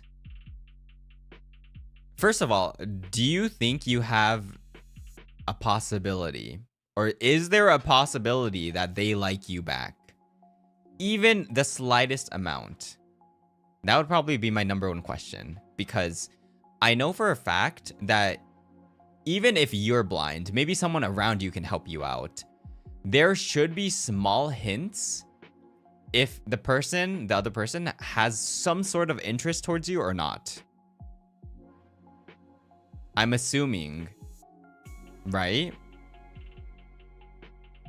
So, first of all, if I were you, and if I had 0% chance, as in, you probably know that they never looked at you in that way, and if you still want to be friends, I would not tell them anything. If for sure I knew there was no chance, that is. Because if you knew there was no chance, and if you did say something, there's just a high possibility that it would get awkward. But if you know for sure that you have a chance, or at some point within the 9 years they also gave a sign or a hint or something towards you, you know what, if you think confessing to them will help you move on, or if there's a possibility that they might feel the same, go for it before you're too late. Like, remember that other submission? Someone said, oh, they're dating someone right now, but I like them. That is a no-no. You can't let that happen. And if they start dating someone else, you would never know. What if I asked at that time? What would he or they or she have said, right? If there's a chance,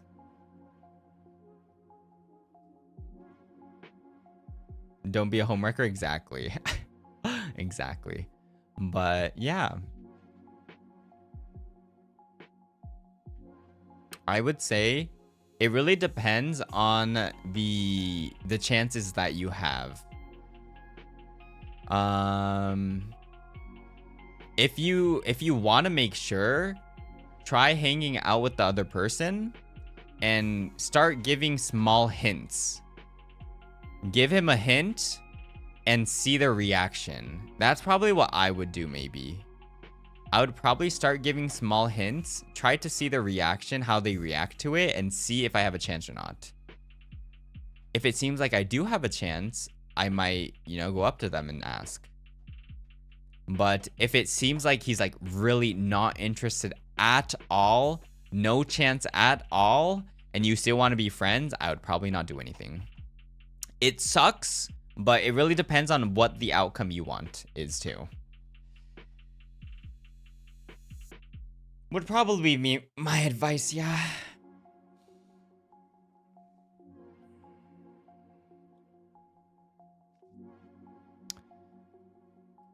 Okay. Have an example for like hints or something, or like what I would do.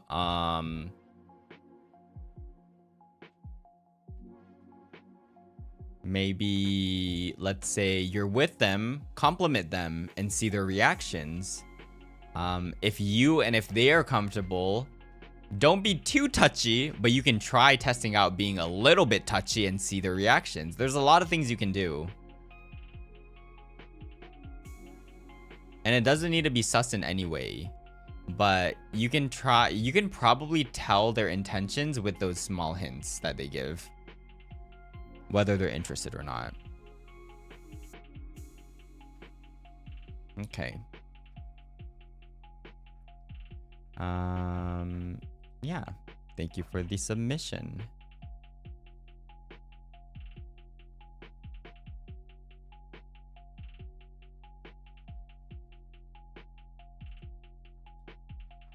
Okay.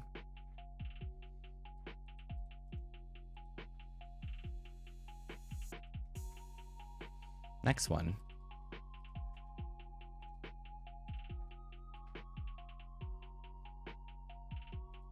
Ta-da! Hello, Nayu and Counsel. I've been an artist for a while, and I'm still learning to not compare myself to other artists with more experience than me. It's a long and tiring road, but it's working so far. What gets to me though is never being validated when I do post art. I feel like I have to ask people for their opinion for them to tell me what they think. I always try to comment under other artists' posts, but I hardly ever get comments.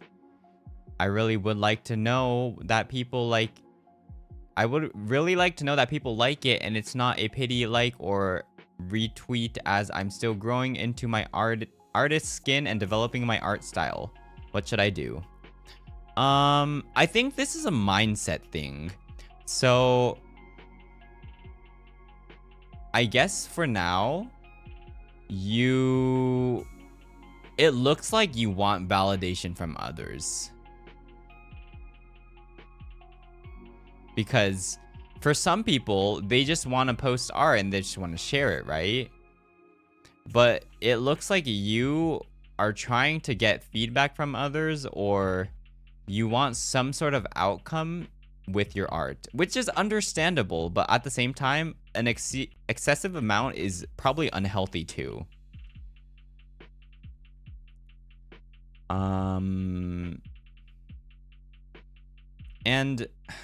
it depends on how long you've been doing it too and who you're comparing it to. But at the same time, even the most talented artist probably took years, tons of years to get to the point where they're at, right? So can you really compare yourself to someone, you know, with a different experience or something?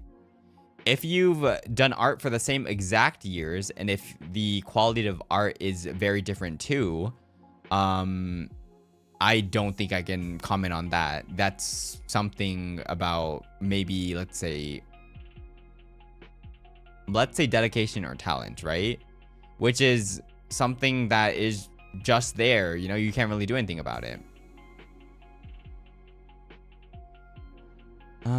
Learning art is a journey, and there's some arts who has been drawing for years and get a little recognition too.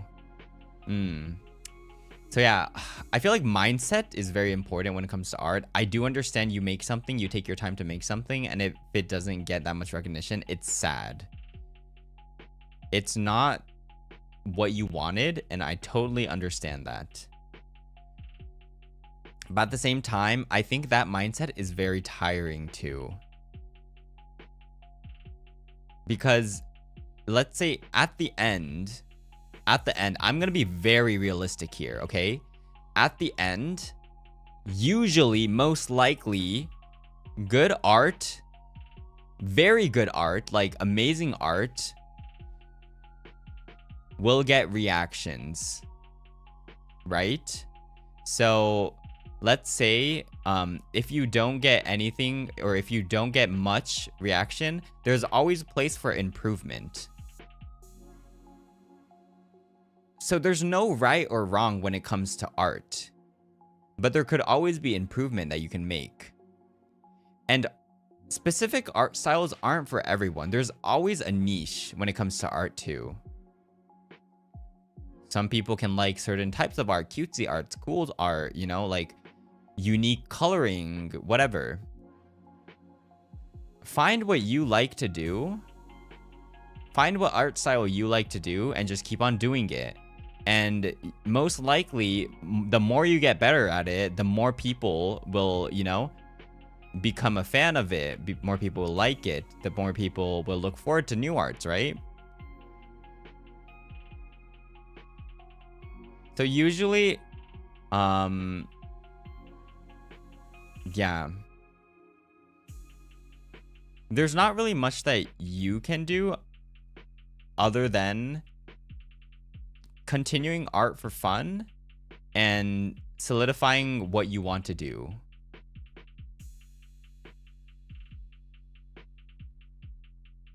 Would probably be my advice. This also, I guess, you know, when we talk about VTuber fan art, right? VTuber fan art. you could draw one of your Oshi, and let's say it could never be seen. And you would, some people might be sad about that. But I think what matters the most is you took the time and effort to draw something for your Oshi is one of the most important things. Let's say even though your Oshi didn't see it, you took the time and effort to do that and you posted it, right? You shared it. And let's say other community members might have seen it too and they liked it, right? That's something important too. Although let's say your Oshi didn't see it, I think it matters that you did it to begin with.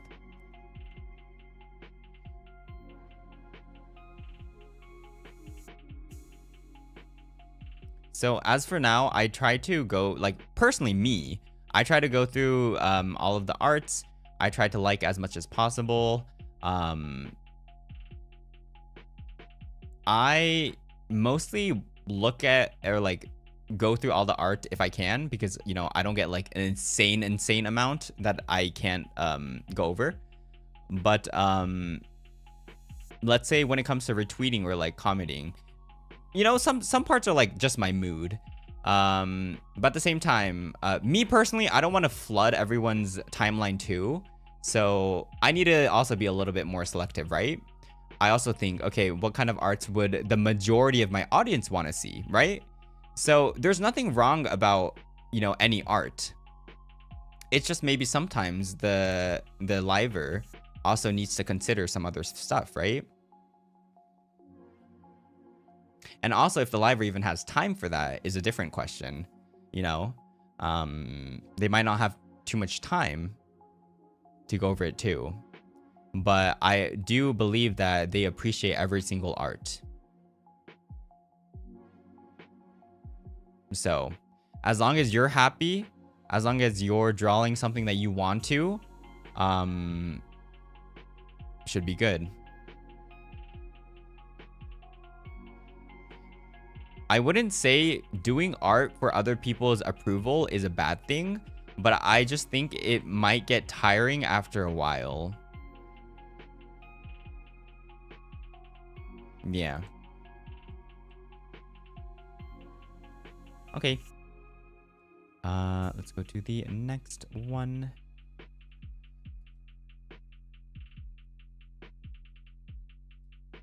Okay.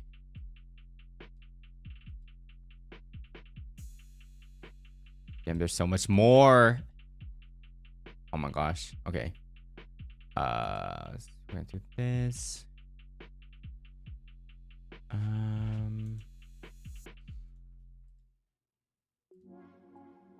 Okay, next question. Ta-da!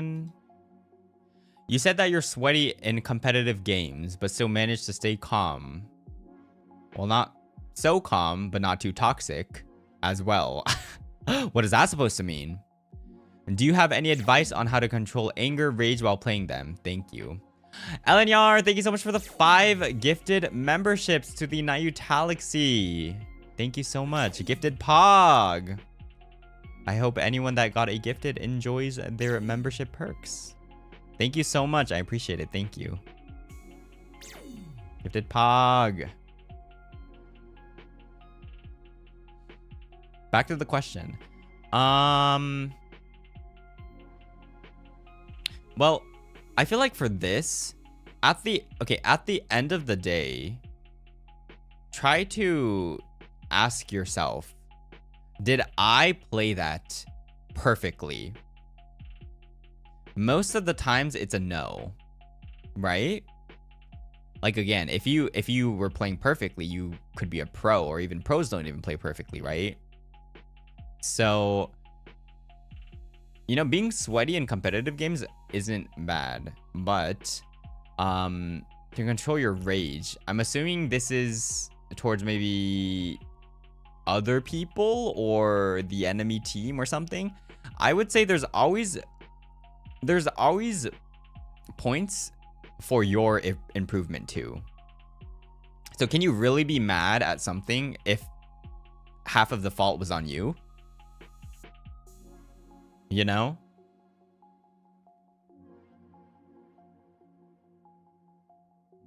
Like, if you did everything perfectly, and if something still wasn't in your favor, you know, I guess it's okay to be a little bit grumpy because of that. But, again, it's a game. Although it's a competitive game, it's a game at the end. We're all playing because we want to have fun, right?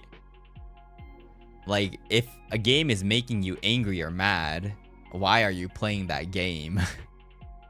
Is my genuine question. Because as a Valorant player, as a League player, I see so many people that are just mentally unaware.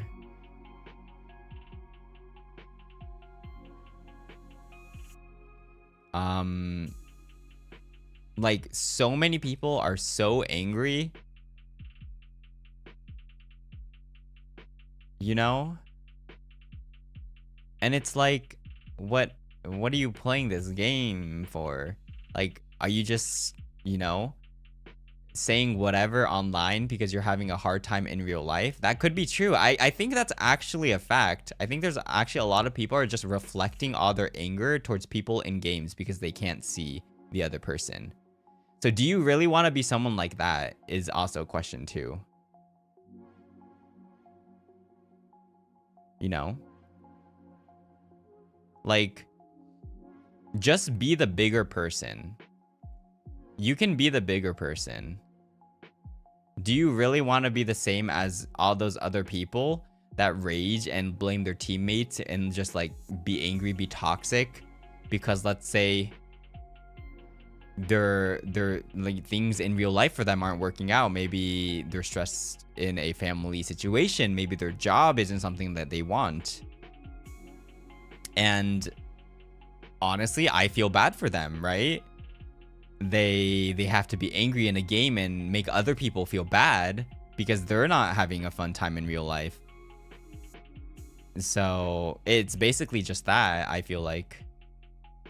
And again, yeah, you can also mute those players if someone's being toxic. If you're being toxic, try to just mute yourself then.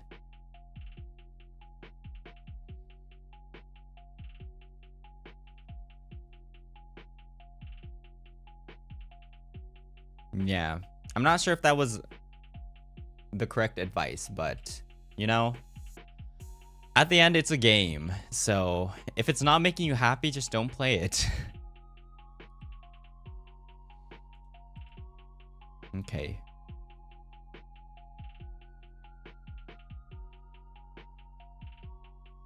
Okay, let's go to the next one.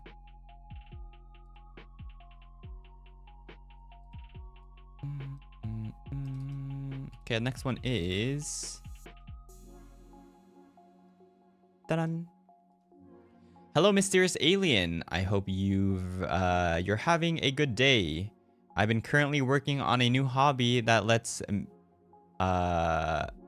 me be more creative and hands-on, but I'm having a hard time trying to not compare myself to my friend who has been doing the hobby with me.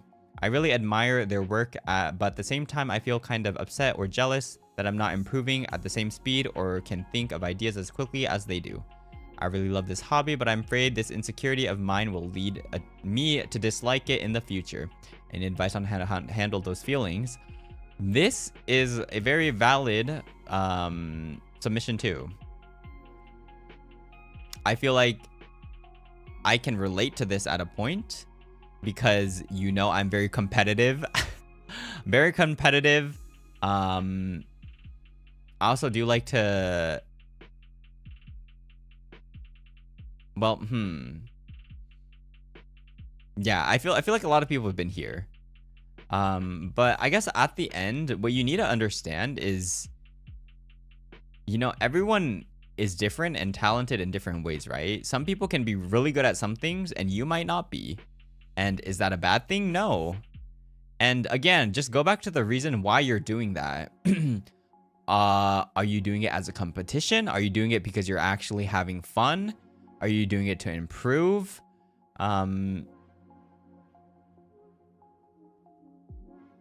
Personally, I do think I'm a pretty quick, like a fast learner, as I've been talking about before. So in this situation, I might be on that other side. But Yeah, exactly. Being jealous is another reason to maybe work harder. My competitiveness makes me work harder, you know? Some things I want to do my best, right? Let's say I want to be the top of something. Consistently comparing yourself is probably not healthy, but a good amount of competitiveness is good for you because it helps you try to do better. It helps you improve. But in this case, if you really like the hobby because you say, I really love this hobby, it's hard to actually do. But so why is this a problem then? You know? Why are you comparing yourself in the first place? If you love the hobby, just do it. Like, you know, if your friend is better than you, if your friend is a quicker learner than you, that be it. So what? If you're having fun, just have fun. If you're doing it to compare or like compete with your friend, that's a different story. But if you genuinely like the thing that you're doing, it doesn't matter if you're a fast or slow learner. Like, you know, take your time. It's not a competition unless it is. So just do it at your own pace and, you know, enjoy your hobby.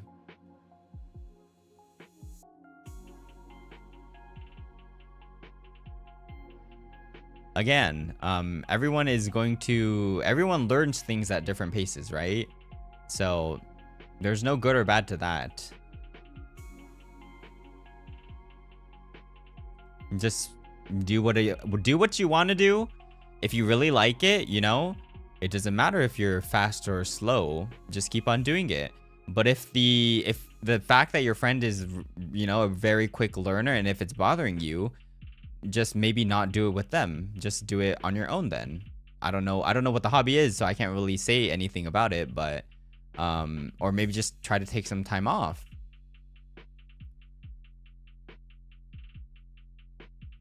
Yeah, I hope you keep on enjoying your hobby.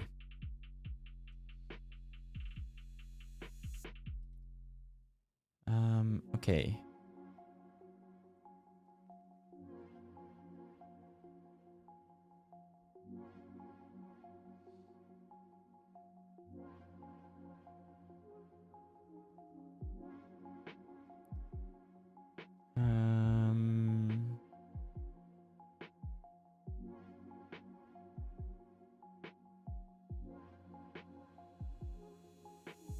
Okay. Let's go to the next one.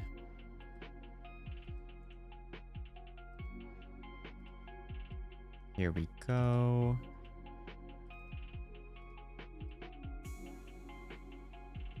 Dun. Hello Nayu. I'm preparing for exams right now and I'm slowly losing my sanity with them. I want to hear some tips from your experience maybe on how to not go crazy or better memorize large amounts of information. Roomby Raid. Hello Roombies again. Nix, do you want a Valorant from now? Hello, I hope you had a wonderful stream. I think Nix was playing Five Nights at Freddy's, right? I think he was playing the first one. I've actually never played, so I kind of want to play that in the future too. I hope you got a lot of screams from Nix. It was super fun. I'm glad. The first one? Okay. 38 screams only. I'm not sure if that's a lot or if that's not too much. Hope you guys had fun. Again, just in case if you don't know me, my name is Nayuta Umbrage from FSPEN second generation Ravanis, same as Nix. I'm all screamed out. I guess it's time for Valorant then. Thank you again for the raid.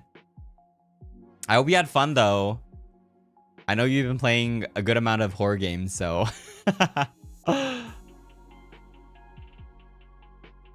You scream for me instead. I got you. I got you. It's a deal. But yeah. Today we're doing Cosmic Counsel, which is a corner where you get advice from yours truly, the alien, Dr. Umbrage. But yeah, I'm also down to play the Marvel. What was it called again? I'll play it for the boys. So let me know if you guys are playing that. Marvel Rivals, yeah. I still need to download the game.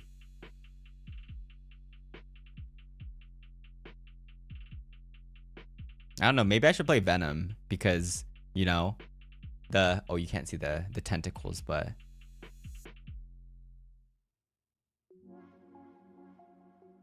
I did see a couple of the characters and I'm like, maybe Venom? Is anyone using Venom in FSP?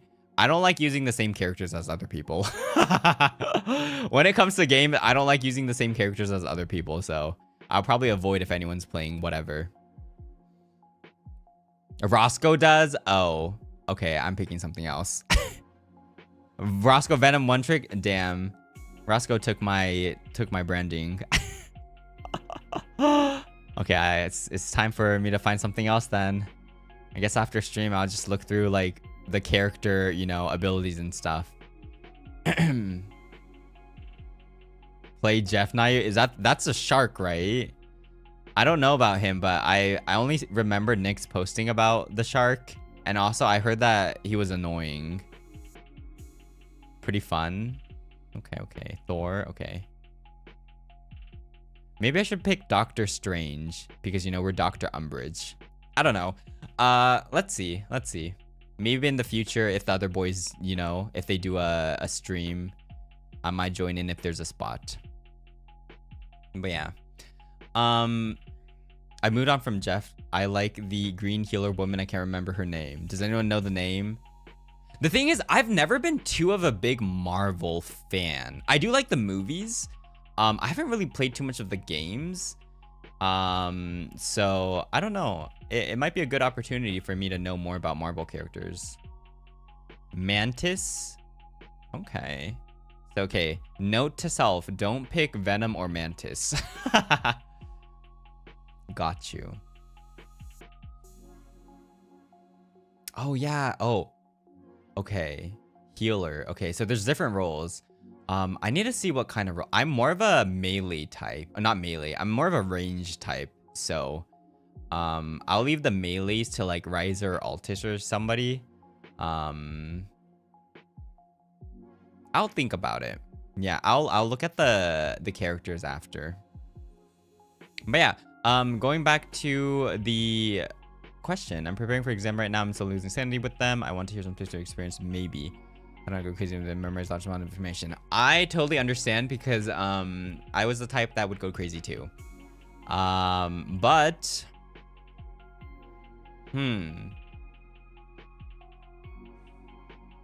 okay, this is again a very difficult thing to do but easy to say. But I understand. And I think it's okay to go crazy a bit, you know? If it's stressing you out, it's stressing you out. You don't need to completely, you know, oppress your feelings.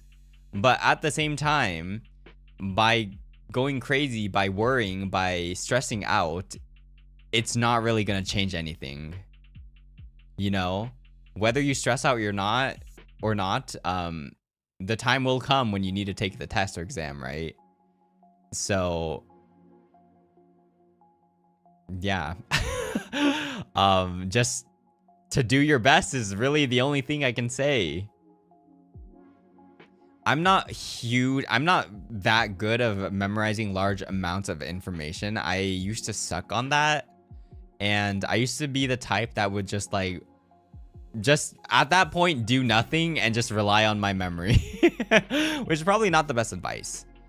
But, you know, at the end, you just need a... I do that often, yeah. You know, for me, I like study and then I just give up at a point and I'm like, you know what? I'm just gonna do do it on the spot. Surely I got this, right? Which is not the best advice. So, you know, please don't follow that. That's only what I did. But again, at the end, I know it's stressful and you can be stressed. That's valid. But just think about using your time wisely too, because, you know, you can use your time studying if you were stressing. So I can't really give you advice on memorizing large amounts because I also suck at that. But maybe it might be best to look for YouTube guides. That's what I would do probably. If I was in your boat, I would probably look at YouTube, watch YouTube tutorials on like how to memorize large amounts of information, or just like go to Google and, you know, search it up. But yeah, good luck with your tests, exams. You got this. Yeah, I used to hate exams. I was a huge exam hater. I know not really everyone likes to take exams, but yeah, I used to suck. So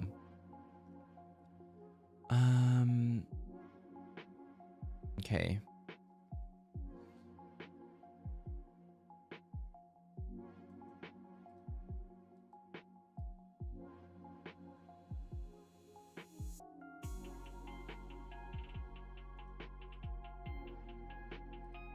Okay, so this next question is kind of related to the previous question that we talked about.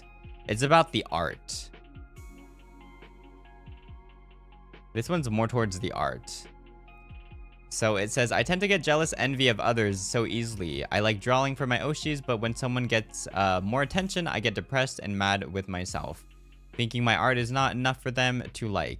I try not to feel mad with other artists because I know myself that it's not their fault, but my body reacts differently and I end up feeling things I shouldn't, which pisses me off. I tried to talking about with my psychologist and she told me to step away from the community for some months, but it's hard for me because they are everything I have. I don't have friends in real life, and whenever I try interacting, I just remember my past life trauma and decide not to. I don't know what to do with these feelings. I just want to support others equally, and I feel sad about my oshis interacting with their posts. So this also goes back to the things that we talked about before. But I guess for art itself, you know, everyone has different experiences to begin with, right? Like, let's say if you started art a year ago compared to someone that's been drawing for a living for, let's say, 20 years, of course there's gonna be a difference, because, you know, you can't expect to have the same outcome with someone that put more effort into it, right? If you're expecting to be as good as someone that has been doing art for a living, I'm not gonna be nice about this. You know, that's on you, right?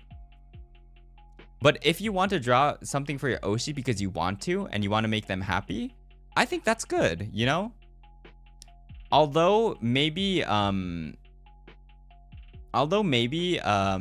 you may not get seen, but that could also be a possibility of Twitter being stinky, because I've had a lot of that in the past where a lot of the art wouldn't show in the tags and I would see them in my TL like all of a sudden be like, why did I not see this?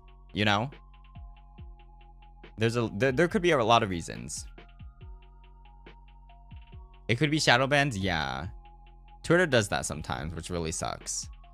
But overall, if you're doing art, if you're doing fan art because you need recognition or approval, I don't think it's the most healthiest, since you're already putting out an expectation for the other person, and I feel like that's something that makes you dislike someone too. Let's say you draw 100 art pieces for your oshi, right? And let's say your oshi didn't react to any single one of them. I feel like that could slowly transfer into a different emotion, as in, like, let's say angry, and let's say you would start to hate your oshi because you feel like they're ignoring you. These aren't healthy actions. I feel like art, especially when it comes to arts for, let's say, your Oshi, is doing it because you want to is probably a very good reason to do art to begin with. If you want to do it for yourself, not for other people, but for yourself, you want to show your support in some way, right? So you want to put that out. And let's say if your Oshi does see it, yay, you know? But if they don't see it, that's okay, because let's say you didn't expect them to see it. It's a lot about expectations too. Yeah, doing what makes you happy is important.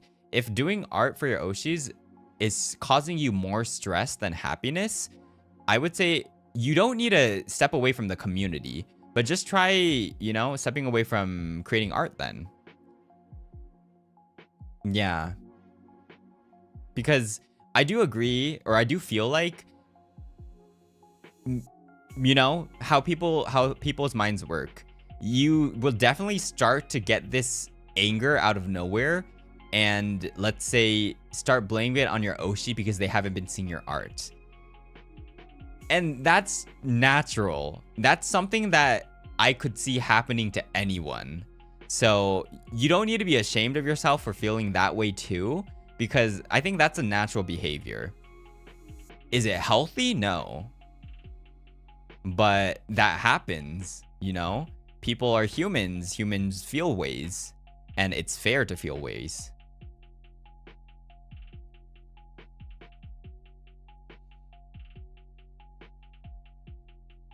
So I think for this person, you just need to know that, because you say you want to support others equally. Yeah, you know, if you really want to support your Oshi, just put your art there and then be happy. Be proud that you posted that, right? You did something that you didn't need to, but you just decided to do it. And you should be happy and proud about that, instead of trying to compare it with other people. And let's say if you've been drawing for like 20 years and then someone with 1 year experience has been doing better art and is getting more recognition, I'm sorry to break it to you, but maybe you don't have talent. Maybe, you know, I'm being super real to you right now. But is that a bad thing? No. You don't need talent to be happy. As long as you're happy doing whatever you want and you think you're doing something for your Oshi, that's good enough. But again, when it comes to, I guess, social media, obviously, this is just facts. Better art most likely perform well. So if your art doesn't do as well, there's always space for improvement, is what I think. If I was in that position, I would think that way. But again, you know, if you're doing this because you want to support your Oshi, I think the most important thing is for you to have fun and for you to be proud of posting something that you worked hard on. Even if your Oshi didn't see it, don't be discouraged, you know? They might be busy. They might have just missed it. Don't forget that your Oshis all have their own lives too. But for you to know that you did your best, you spent time to work on something for them, and you posted that, means more than enough. So even if your Oshi didn't find it, maybe some of the community members will find it, right?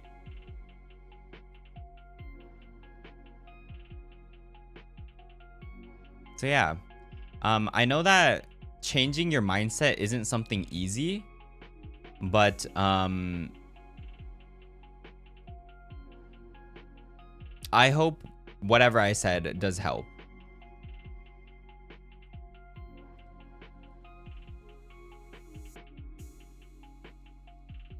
Okay.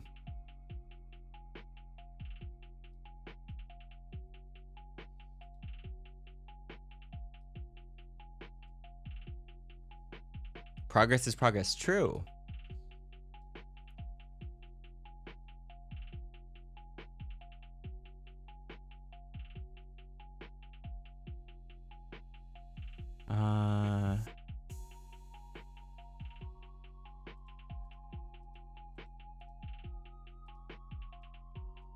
Okay.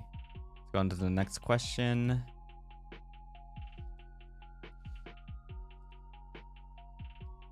Ta-da! What majors do you think have strong prospects? I have some majors that I wanted to choose, but it didn't just seem that powerful in the community EM, but I'm not good at some of the others. This is difficult because I think it really depends on where you live too. Some countries, the majors that you go through actually affect what kind of jobs you can get in the future. For some countries or, you know, places, it doesn't really matter. Some places just only see the title of whatever university, let's say, you went to. Obviously, you know, if you want to go the medical route, needing a major in the medical field is necessary, right? So it really depends on what you want to do too. But so yeah, at the end, I feel like there's two ways to go through this. One is you have something in mind that you want to do in the future, so you take the major that makes the most sense to get there.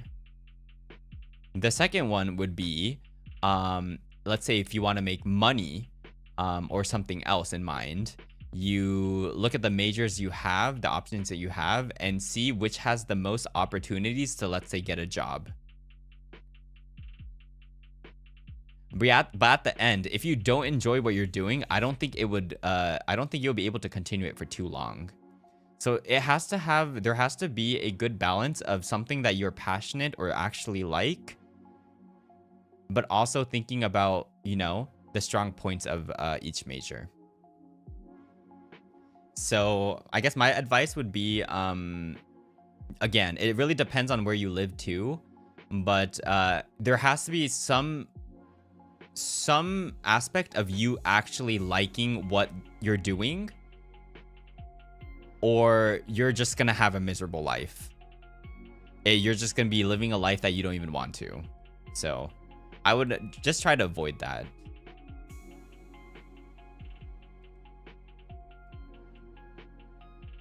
But if you're the type of person that is happy to, you know, just be able to make money without being whatever you actually want to do, go for it, you know? Do whatever you want to do. That's a good one. Reach out to other people in the major and they'll be able to give you the best insight. That's true. If you do have connections, or if you can make connections, try to maybe talk to different people in different majors and see how they feel being in there. That's actually a really good point.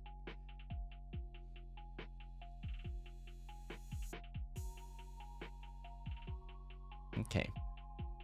But yeah, I hope that helped too.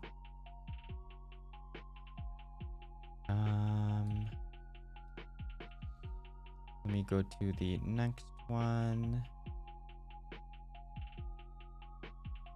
Oh my gosh, I have so much more. We're never gonna finish these.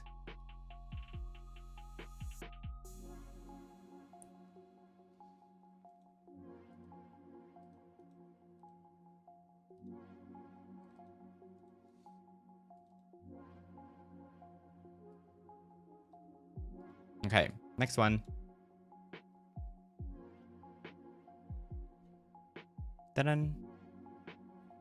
Went through my first rejection nearly a year ago and I'm still not over it. Any tips?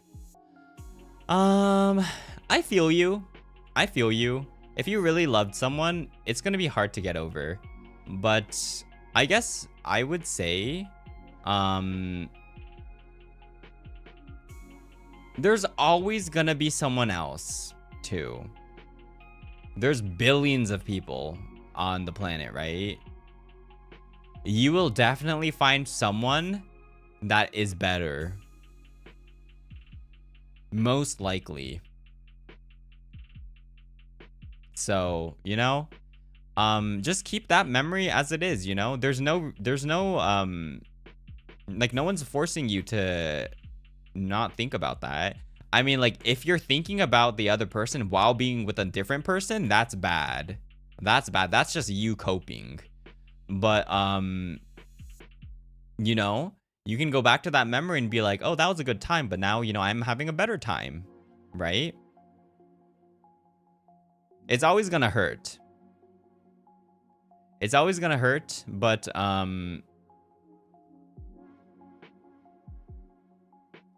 there's always gonna be someone else too. And you're at the end, I believe that you're gonna be happy in the end. And you can think to yourself, oh, you know, if that never happened, I wouldn't have been here now. So, again, rejections or anything else, anything love related isn't going to go well. It's not always going to go well. There's going to be ups and downs, but I feel like the ups and downs make it worth of the times that actually matter. So, yeah, don't sweat it. You know, take your time. If you need a year, if you need 2 years, you know, do it at your own pace. No one's forcing you to get back to the market, right? Just do whatever you want to do. I think it'll be good.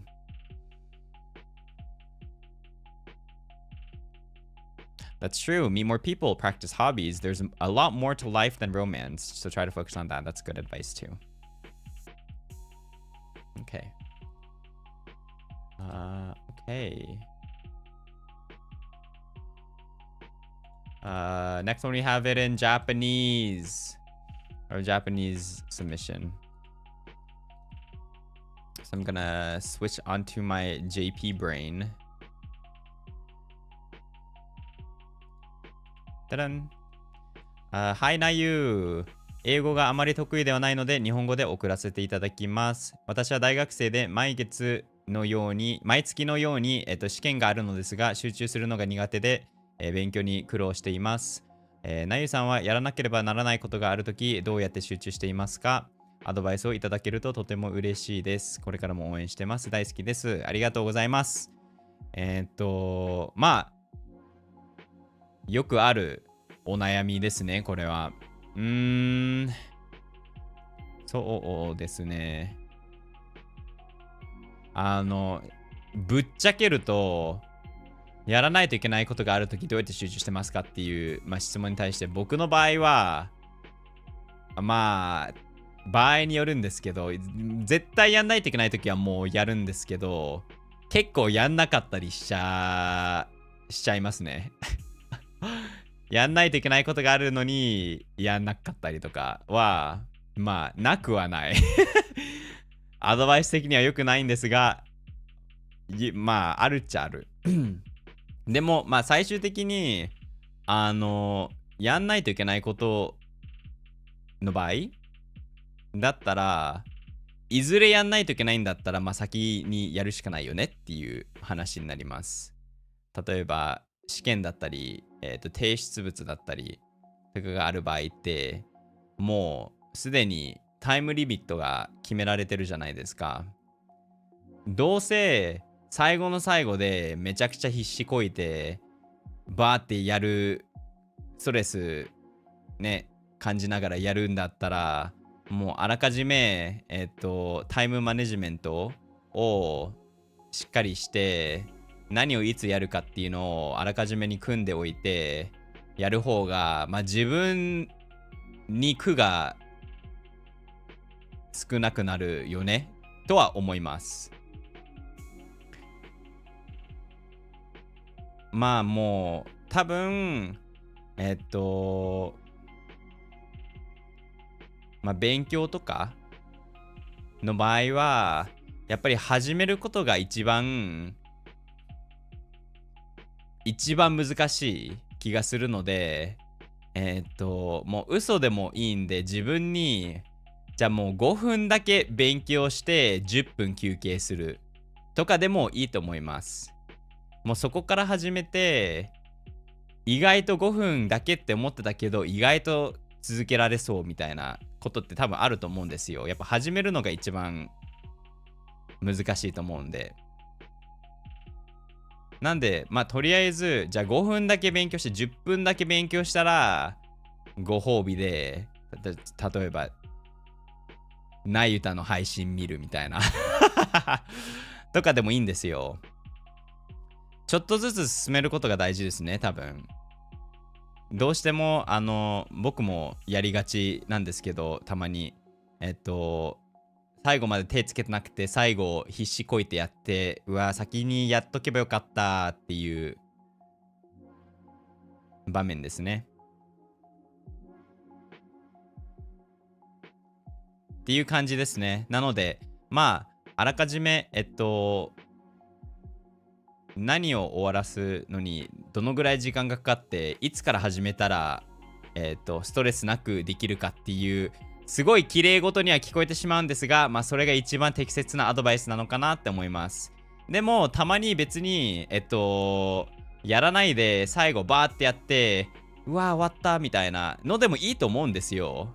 所詮人間ですもんね。もうそれでもいいと思うんですよ。人間別に完璧じゃないんで、たまにはいいと思うんですが、まあそれが毎回続くようであれば、まあちょっと問題かなとは思いますね。なのでまあ自分にいかに負荷がかからないようにマネジメントするっていうのが重要だと思います。Okay. Let's go on to the next one. Okay.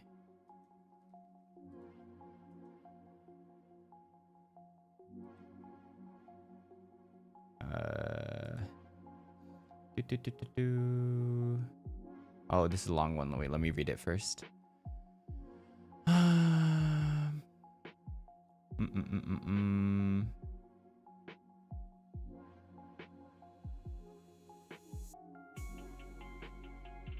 Okay, wait. I'll try to read this later. This is like really long. Let me try this one.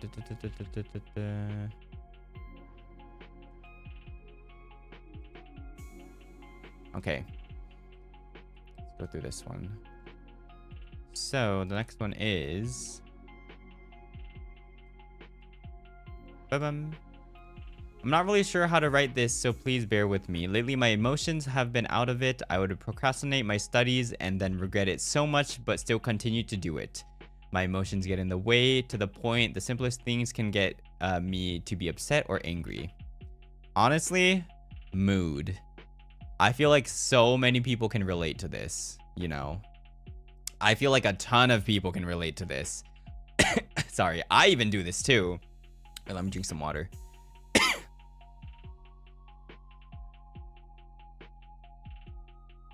But yeah, we all do this. We all do this, and that's fine. That's fine. But if you do this very, very often, that might be a problem. See, if you look at chat, everyone does this. It's just what happens. But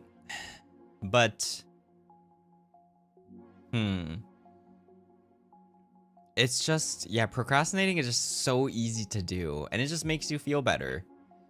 But it also depends on what you're procrastinating about, as in if it's a test, if it's actually something that has a deadline to, if it's an assignment, if it's something else.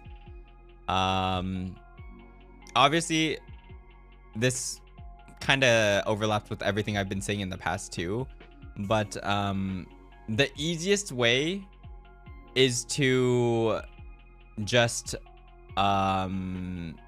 think of what you need to get done, and you look into how long it will take to finish whatever you need to do, and just plan accordingly to that. But again, if you are not the type of person that can study in one session, just break it up to different, sessions, different timings. Study for 30 minutes and rest for an hour. Study for 15 minutes and rest for an hour or 30 minutes. Slowly get it done,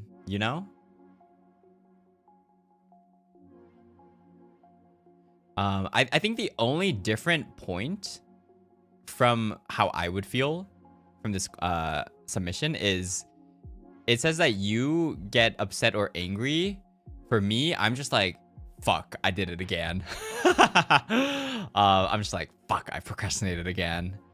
Now I need to sweat and get it done. So, maybe take it a little bit more easygoing if you can, if possible.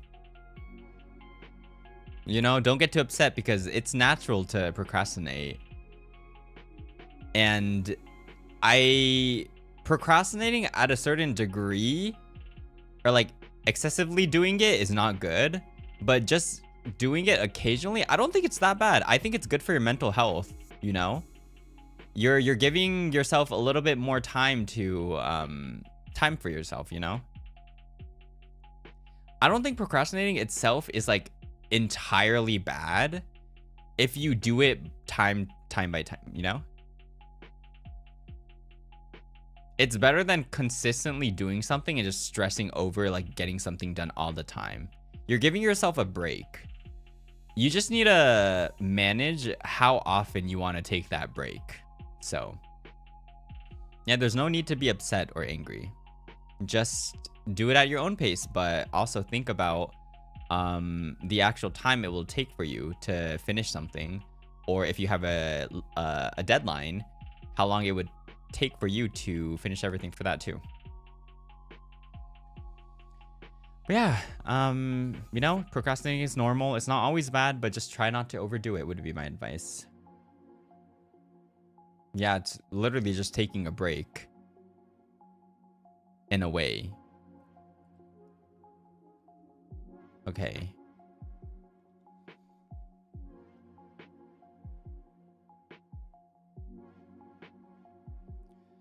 Next one we have one in Japanese again. 次も日本語のサブミッションですね。Okay.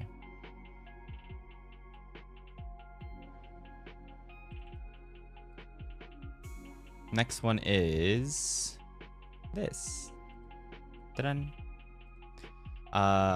日本語で失礼します。なゆたくんをはじめ海外の VTuber さんの配信を見るために今、外国語を勉強しています。なゆたくんはどういう方法でお勉強をして何カ国語も話せるようになりましたか？また字幕なしで配信、リアルタイム視聴等を楽しめるようにこうすれば外国語がずっと頭に入るよみたいなアドバイスはありませんか？よろしくお願いします。いまだに末にかなこれ末になりましたが合ってるかな？これからも応援しています。国外に詳しくないので余計なお世話かもしれませんが寒くなってまいりましたので、お体に気をつけてお過ごしください。ありがとうございます。まあ多言語の習得ですかねに関しては、まあ僕昔もちょっと話したかもしれませんが、一番言語の取得に最適な方法は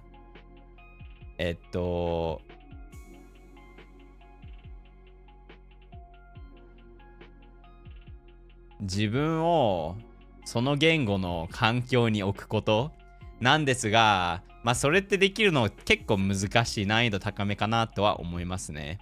なのでまあ俗に言う例えば学生だったら留学、まあ大人だったらワーホリとかが一番速さで言うと速いと思います。配信を字幕なしでリアタイで楽しめるは、まあ、やっぱりもう勉強しかないですよね。まあ自分で基礎を勉強して少しずつ分かるようにするっていうやり方に限るかなと思います。やっぱり基礎中の基礎はどうしても自分で勉強しないといけないと思うので、そこはやっぱりまあ仕方ないと思います。もう自分で例えば参考書買ったりとか、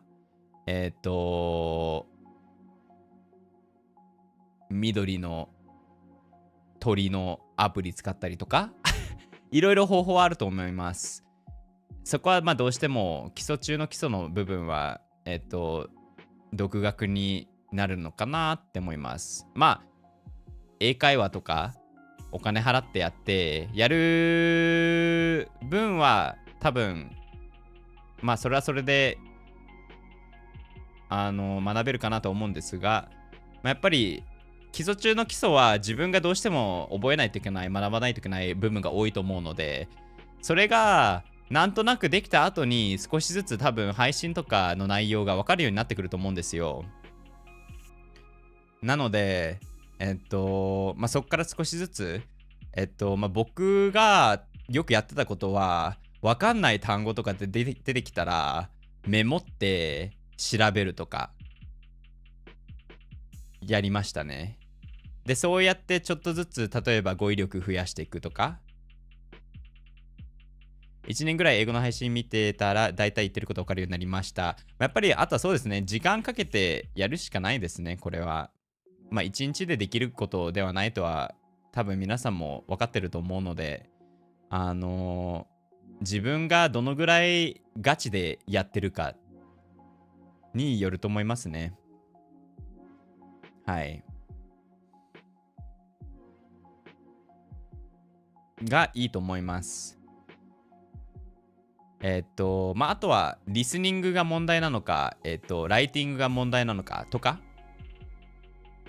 もう結構、左右すると思うので、例えばリスニングがあんまり得意じゃないとかであれば、まあ、人によっては聞き取りやすい英語と聞き取りにくい英語とかがあると思うので、聞き取りやすい人の、例えば配信見たりとか、あと映画とかドラマとか見たりとか、で、リスニング強化していって、どうしても、文法的な内容の部分とかは、まあ、自分で勉強したり、少しずつやっていっていけばいいんじゃないかなと思いますね。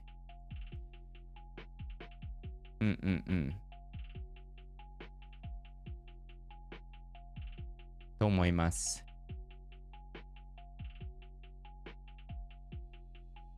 頑張ってください。応援してます。Okay. Let's go to the next one. Ba, ba, ba, ba, ba, ba, ba, ba, ba, ba.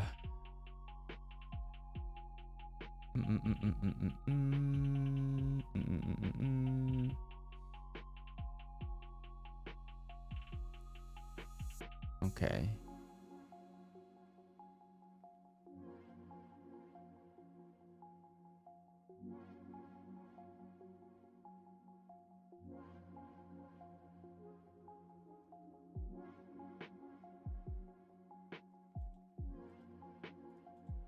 Okay. Next one is this.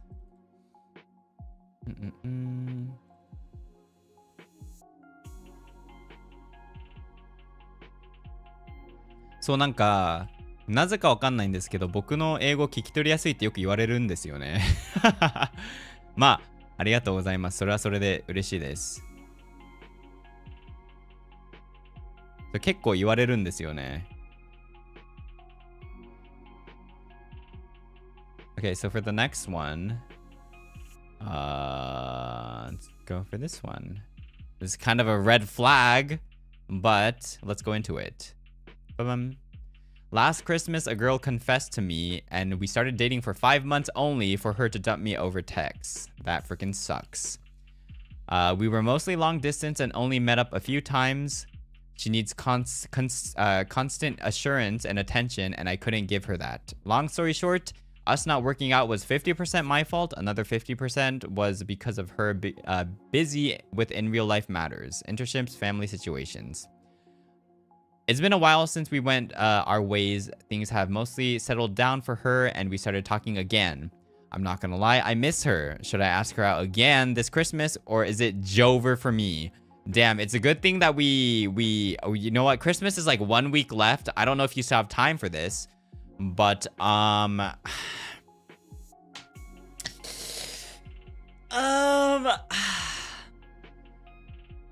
honestly, my honest advice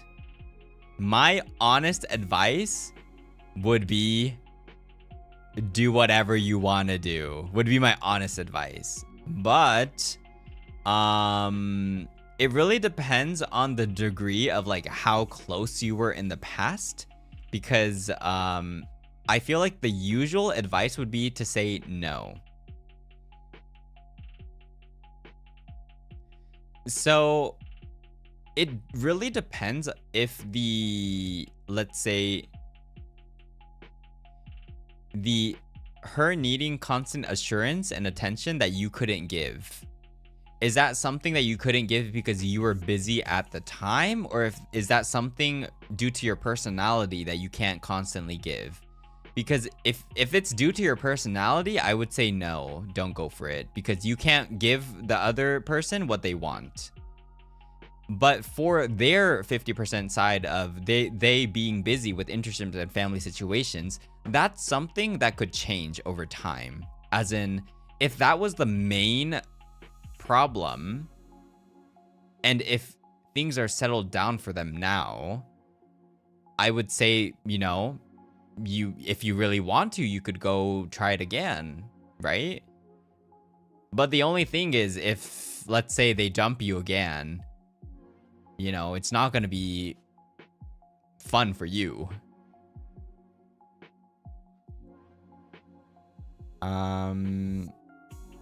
So yeah, again, a lot of these questions, and I think everyone also does understand this too, but I am not given full context of the situation, so I'm only giving advice or my opinion towards what I have as information.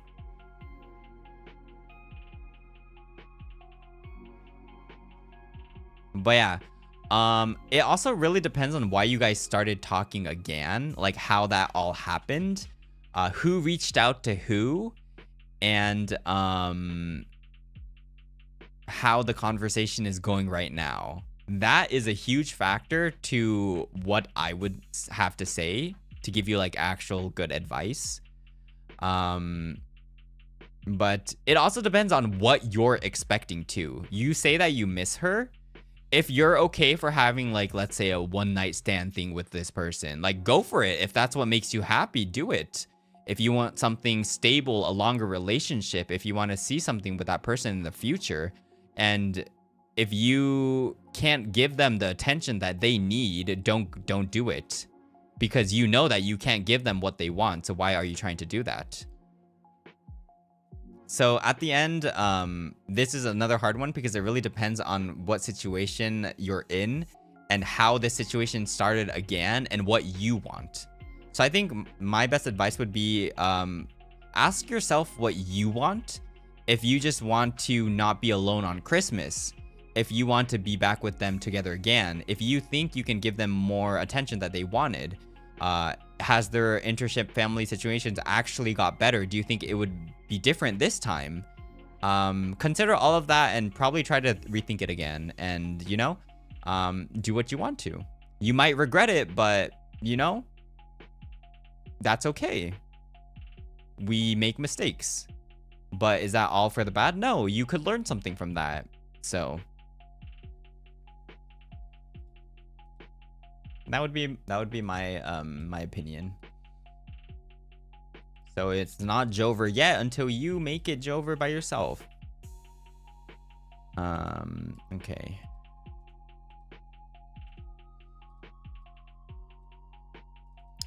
Our next submission is this. Ta-da! Hi Nayu, I'm Japanese and I've been studying English recently. My problem is that I can't pronounce it well. How can I improve?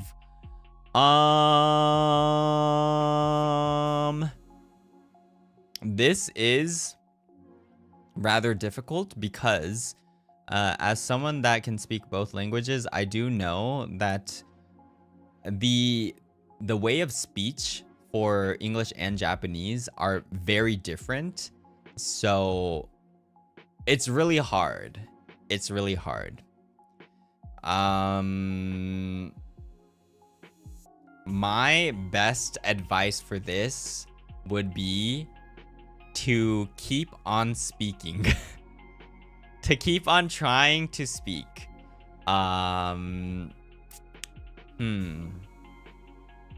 Speaking with English speakers will help. Yes. Join fan discords and talk to people. True. That's also very good too. I think also maybe shadowing is good. If you guys don't know what shadowing is a thing where you just shadow what the other person is saying.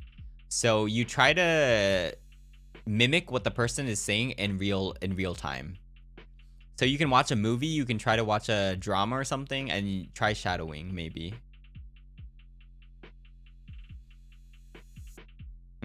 英語と日本語はとにかく多分もう口の動き自体が違うので、そうですね、もうひたすら話して上手くなるっていうのと、自分をその環境に置く、もしくはシャドーイングすることが一番かなって思います。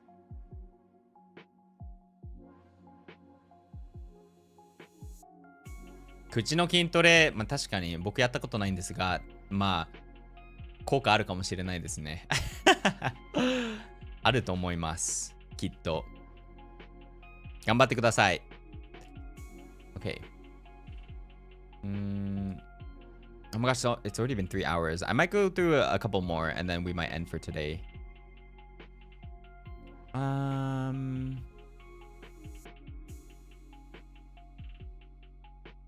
Okay.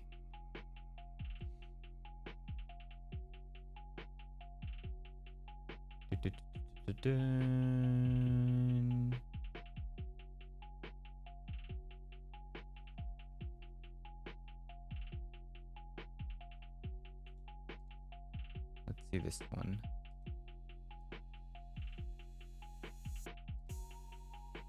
Okay. So our next one is ta-dam. Hi Nayu, I'm currently done with my whole degree and I'm just waiting for graduation in August and then master's in January 2026. So until then, I'll have to keep myself occupied by getting a job.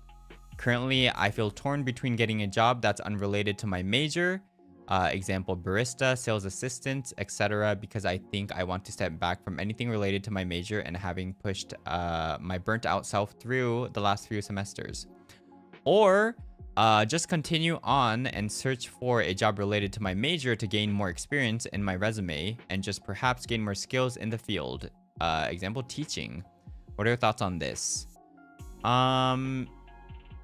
So I feel like by reading, first of all, congratulations for, finishing your whole degree. Second of all, I think, personally, I think you already know what you want to do. I think you already know what you want to do. So I think you already know that you want to do something unrelated to your major, but you know that doing something related to your major will benefit you in the future. So you already have your answer there.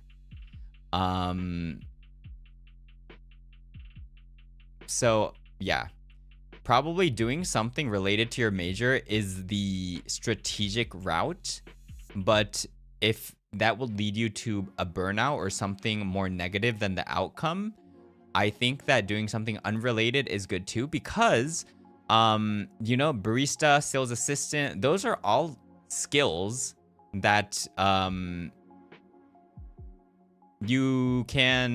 those are all helpful skills that will probably be useful in any situation. Let's say even if you're going a teaching route, right? So I don't think it's completely unrelated. Transferable skills, yes, exactly. You can always apply those for something else, yeah. So at the end, I think it depends on for the type of job you want to get, how difficult is it and how important is it to have relevant experience? If it benefits you in a huge amount, I would say, you know, it might suck, but doing something in the same field for a part-time job might be better.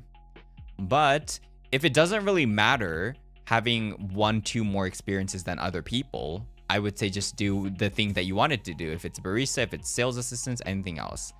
France, thank you so much for joining the Nayuta. I appreciate it. I hope you enjoy. Welcome, welcome. Exactly. So the unrelated jobs to your major is probably not like 100% unrelated. There's a lot of things that you can transfer to whatever you want to do. Finally joined. I appreciate it. Thank you so much. Thank you. More members to the Nayuta. But yeah, that's probably all I'm gonna give you, because based off of how you wrote this submission, I think you also understand that and you know what you want to do. So at the end, it's up to you. I'm sorry, this might have not been like the best advice or the advice that you wanted to hear. I'm assuming you wanted a more direct answer. But I think this is important, and I also think this is something that you should do the final decision of, right? So either way is not, there's no bad outcome for this. Both are okay. Both are good. So at the end, it's probably what you want to do. But if you were to ask me, obviously, depending on the job you want to get, getting something related is always the better route. Obviously, like that's not really a question, you know. If you were to hire someone, and if someone had 1 year, 2 year experience in something that is relevant, versus someone that has no relevant, you know, skills or like no relevant experience, you know, like who would the person choose? That's not really up for debate, right? It's kind of obvious. Unless you have some other perk that will overwrite whatever that experience is. So yeah, at the end, I think both are okay, but it just depends on what kind of job you're trying to go for and how relevant would having experience be. But yeah, congrats again. Good luck, whichever route you want to go for. Okay.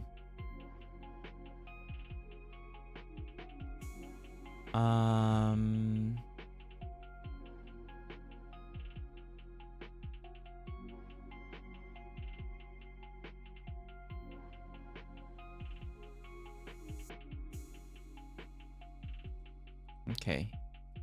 Go to the next one. I'll probably do like maybe 1-2 more, I would say.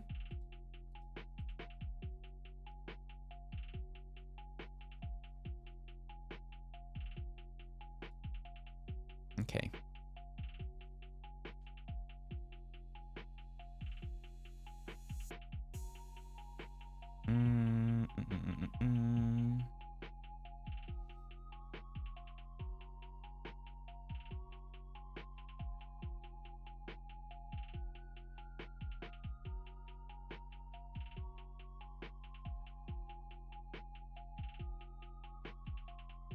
Okay. Which one can I pick up?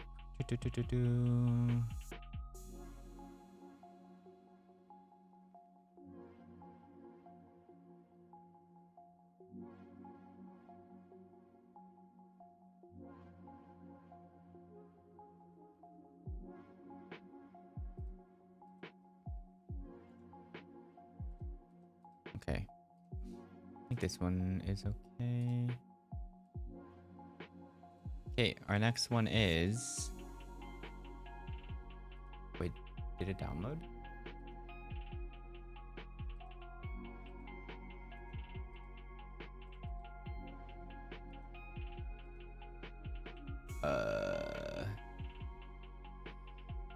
Let me see.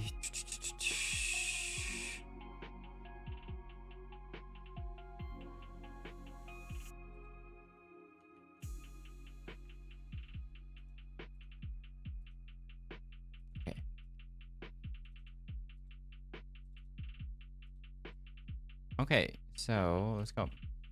Hello, Nayuta. Hope you're having a wonderful day. Even if you don't read or answer this marshmallow, thank you for doing this for the Nebulas.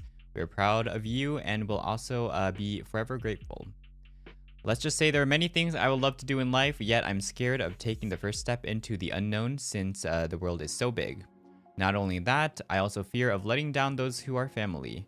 But on the contrary, they don't support me or my decisions. They prefer that I stay with them and not look for something more in life, like a good job or move to another country. Fear is really a scary thing, isn't it? When you struggle with these two things, what would be your choice in life? Well, my choice has always been to be a free person, alien. So I was personally blessed to have family members that were more understanding and you know, didn't judge me for doing whatever I wanted. So I am not in the exact same boat as you are, so things might differ.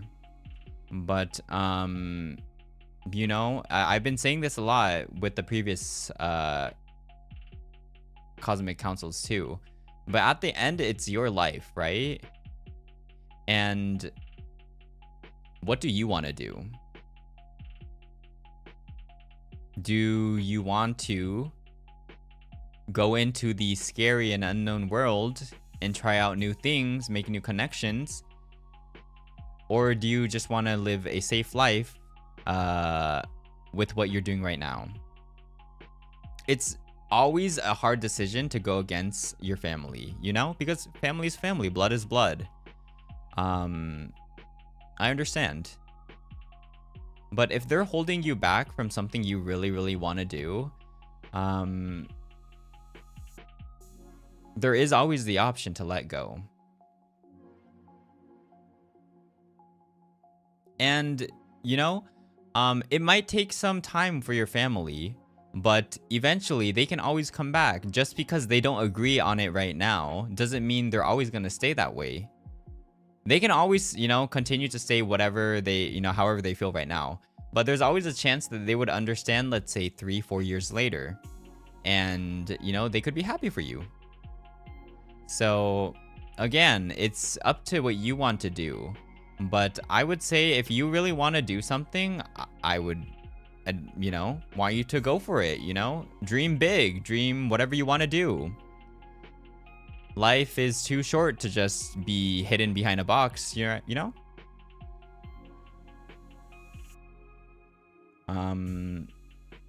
You should have fun with your life. You should do whatever you want to do. So there's that, you know? Again, I do understand going behind or like against what your family wants you to do is very difficult. And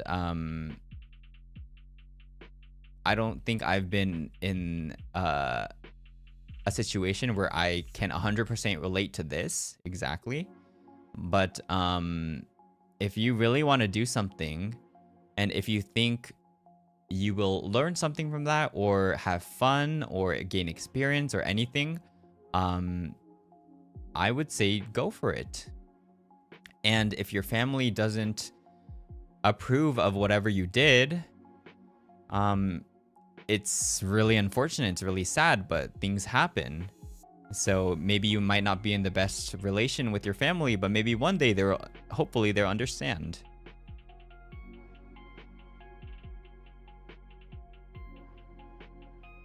So yeah, whatever you end up doing, I hope it makes you happy at the end.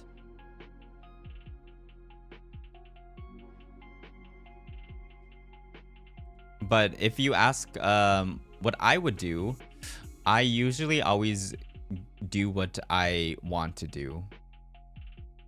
So if I would want to look for freedom, I would probably do that.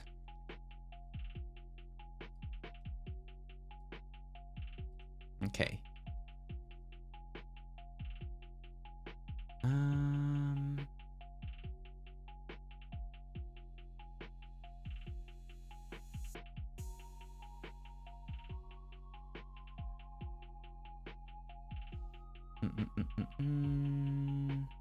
Okay, let's go through two more. We have one in Japanese and then we have one in English. Let's go through the Japanese one first.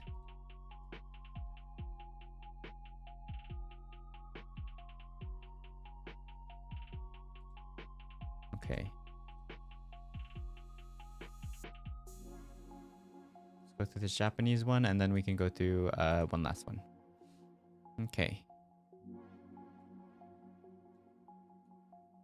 Next one. たらん。なゆくん、こんにちは。いつも配信楽しく見ています。現在僕は高校1年生です。小学生の時、人間関係等でトラウマになり、中学は少人数制でしたが、人と話すことができず友達ができませんでした。仲良かった子はいましたが、何が原因かはわからないまま終わりました。人間関係がうまくいかず、また勉強が全くできなくて、そんな自分が、嫌になって勝手に病んで自分も学校も何もかも大嫌いになりました。そのまま高校生になり、少しだけでも変われるかなって少しだけ期待していた自分がいましたが、結果は何も変わらず、むしろ悪化する日々です。何が悪いか、今から何ができるか、直すべきところなどありますか？また、なゆくんが病んだ時はどんなことをしていますか？これからも応援しています。そうですね。まあちょっと、小学生の時のトラウマが、どのぐらいのものだったかがちょっとわからないので、適切なアドバイスをあげれるかわかんないんですが、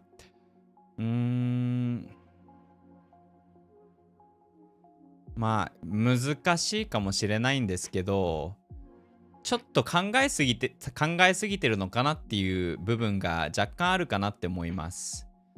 もうちょっとなんか自由に生きて、あんまり気にしないで、例えば人間関係がうまくいかなかったからって人生別に終わることではないですし、合わない人間だっているので、それはそれでいいんじゃないですかって個人的には思いますね。特別全員と仲良くなれってわけではないですし、一人も友達がいないっていうのは若干っていうか、それはちょっと悲しい、自分だったら悲しいかなっていう気分にはなるんですが、ちょっとなんて言うんでしたっけ、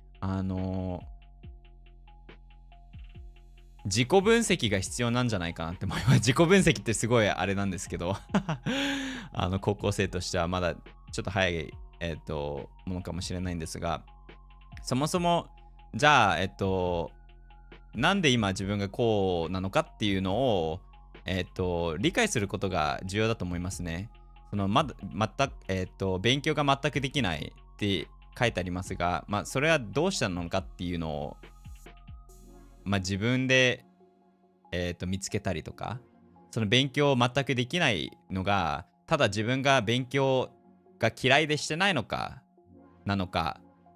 勉強しても全く点数が伸びないだったりとか、多分何かしらの原因があるので、何事に関しても、自己分析で、なんでそうなってるのかっていうのをまず自分が理解することが大切かなって思います。人間関係のこともじゃあ他の人と仲良くなれない、それってなんでなのかっていうのを探したり、それが自分に問題があるのか、それとも相手に問題があるのか、それともたまたま両方がただ合わなくて終わってしまったりとかっていう感じですね。高校生になり少しだけでも変われるかなって少しだけ期待していた自分がいましたがってあるんですが、変化は自然に起こることもあるんですけど、自分が変えないとほぼほぼ起こらないって多分考えていいと思います。なので、高校生になって変わんなかったっていうのは自分が変われなかったっていう意味でもあるのかなって、僕は思いますね。なので、まずは自分から、何か変わってやるっていう意思、がないと、まあ、周りの変化も起こらないとは思うので、うーん、そうですね。うーん、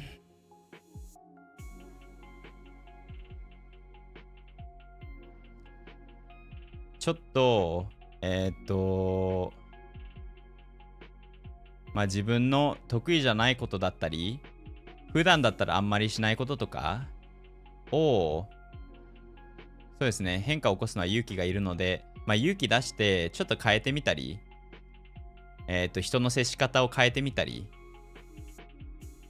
まあそもそもその、一番最初にも言った通り、トラウマがどのぐらいの程度のものかっていうのはちょっとわからないため、適切なことは言えないんですが、ま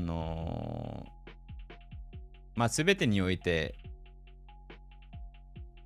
なんで何が起こってるかっていうのはちょっともう一回考えてみて、自分に何ができるかっていうのを見つけれるといいんじゃないかなとは思います。で、なゆくんが病んだ時はどんなことしてますか？僕は病むと、食べ物に行きます。決して良くないです。僕病んだら何するんですかね？病んだら、病む。ストレス食い、時々します。はい。よくはないですが、まあ、時々します。他は、まあ、なんか、YouTube 見たりとか、別のことに気をそらすとか。まあ、基本的に、ストレス、まあ、病むのを、まず、病まないように頑張ってするっていうのが一個前提でありますね。とりあえず最初は病まないように物事を、過ごすだったりするだったり。で、仮に病んだ場合は、まあ仕方ない。もう病む。病んで、どんなことする？まあ、特になんか、一回病んだら、これすれば治るよっていうものって多分あんまりないと思うので、自分を責めないとか、まあ確かに、そうですね。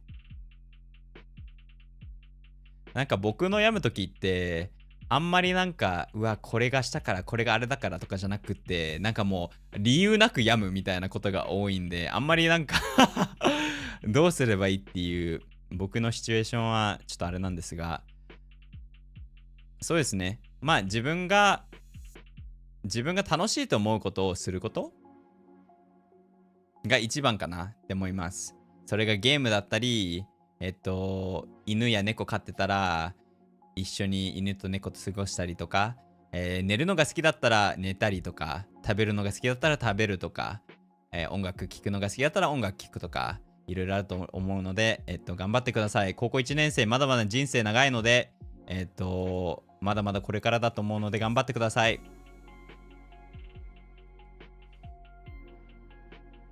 Okay.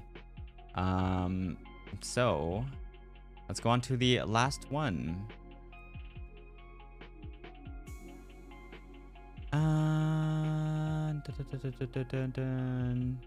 Okay. Let's go to this one.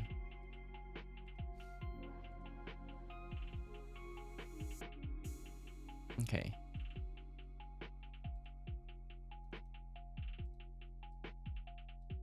Ta-dam. Hi Nayu. First of all, thank you for hosting this stream. I love having your streams in the background while I work so much. Also, your streams are so entertaining. Lol. Ha ha ha ha ha. I wanted to get your thoughts on dealing with grief after an unsuccessful job interview. About a month ago, I went through a 3-month process with 5 rounds of interviews and made it to the final stage with one of the thing I wanted to get in so badly, but in the end, I didn't get the offer, and honestly, I'm still struggling to get over it. Do you have any advice to speedrun this grief?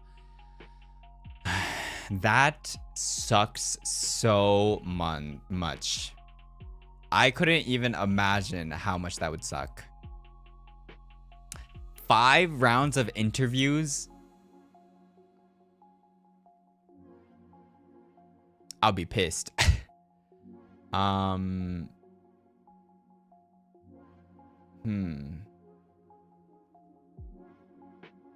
The tech world is insanely sad. Well, it really depends if the job was also one of your dream jobs or not. But I don't know. I feel like when it comes to jobs, there's no, well, there could be a right or wrong, but I feel like there's no right or wrong, you know? Because my first job, which was before my agent one, before I used to work for some aliens, my first job was not something that I wanted to do. It was more something that I didn't get the job that I wanted to get, and I was looking for other ones, and you know, I happened to get a certain job, so I went for it, right? But although it wasn't something that I wanted to do, and it wasn't really in the field I wanted to do either, I'm super happy that I got that job because I've learned so much from that job. There's so much I've learned in general since I needed to do a lot of things myself too. So I got so much experience from that job. And I ended up quitting that job, but I don't regret getting in that job. And I feel like it made me, I guess, try out new things and learn things that I would probably have never learned if I took a different route. So I feel like at the end, there's always something you can learn from, even if it isn't the path you wanted to take. And you never know. What if you actually got into that job and everyone was really crappy, right? There could be a, you know, I mean, at the same time, I'm assuming you really wanted that job and it does really suck. But again, you can grief, but that's not gonna lead you anywhere, you know? It's not like by griefing you're gonna get the job. It's not like they're gonna call you in again and be like, oh, actually, you know, we changed our mind, we're gonna get your job. If griefing does do that, like, go ahead, grief more. But it's not gonna do anything. So you're just wasting your time on thinking of something that, you know, the outcome isn't going to change. So as much as it does suck, don't waste your time on something that you can't change, and try to use your time on something that you can improve on yourself, or you can that makes you happier, right? So I know this is something easier said than done too, because I know it really sucks to get something or to not get something that you really wanted to. But at the end, you know, you couldn't get it, so there's not really much you could do. And you could also think to yourself, okay, so I didn't get the job, you know, is there something I could have done better, or was it just like a timing thing? Because one thing I can say for sure is when it comes to jobs, timing is freaking important. Timing is so important. You could be the perfect candidate, you could be the perfect person that they want, but depending on the timing, it just doesn't work out, right? So yeah, it could just be a timing issue too, unless you're told something else. So, and yeah, you know, by doing interviews, you get more experience with like things they might ask, or, you know, just the experience of going through 5 different rounds of interviews. Like, damn, you go. Like, I freaking hate interviews, so 5 rounds of interviews, I would literally want to, but yeah. So at the end, you know, you did your best, and that's what matters. It was probably maybe just bad timing, Although it does suck, you can't really do anything about it now. So instead of using your time to grief, just use your time to focus on different stuff or have fun or whatever, because nothing's gonna change if you keep on grieving. You know? I do understand it really sucks, but you know, I just want you to know that you probably did your best. And if you didn't do your best, now you know that you could have done something better maybe. So it could help prepare you for something else in the future. But yeah, I hope you find something that suits you well in the future. Okay. But I think that'll be all for the Cosmic Council. And let me actually see how much more we have, since I think we have a couple of more to go through, right?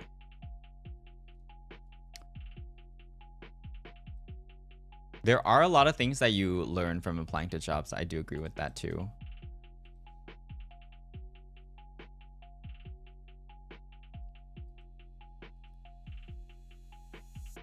Thank you, Dr. Umbrage. Thank you guys for being here and enjoying too. I appreciate it. And we're actually, yeah, we're getting close to 20K, but instead of doing something for 20K, I decided to do something for 25K because I think it's a better milestone. Or we're going to be celebrating every 10K. So I think it might be good to celebrate something towards, we celebrated our 10K, 25, 50, 75, 100 maybe. I think those are good milestones. Reve, thank you so much for joining the Nayuta. Welcome. I love your chikawa. Yeah, enjoy the members badge and also all of the cute emotes. Why not celebrate every 10K? Well, that's too much celebration. And also I need to think of a lot of stuff for that. So I think, you know, 25, 50 is a better goal. We need to look at the big picture, right?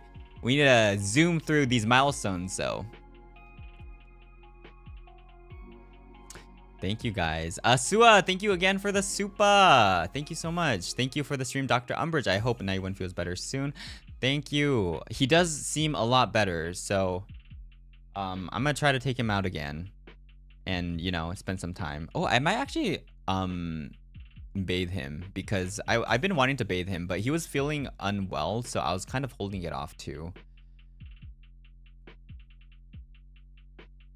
My Nayu heart didn't make it. Damn, 1 million.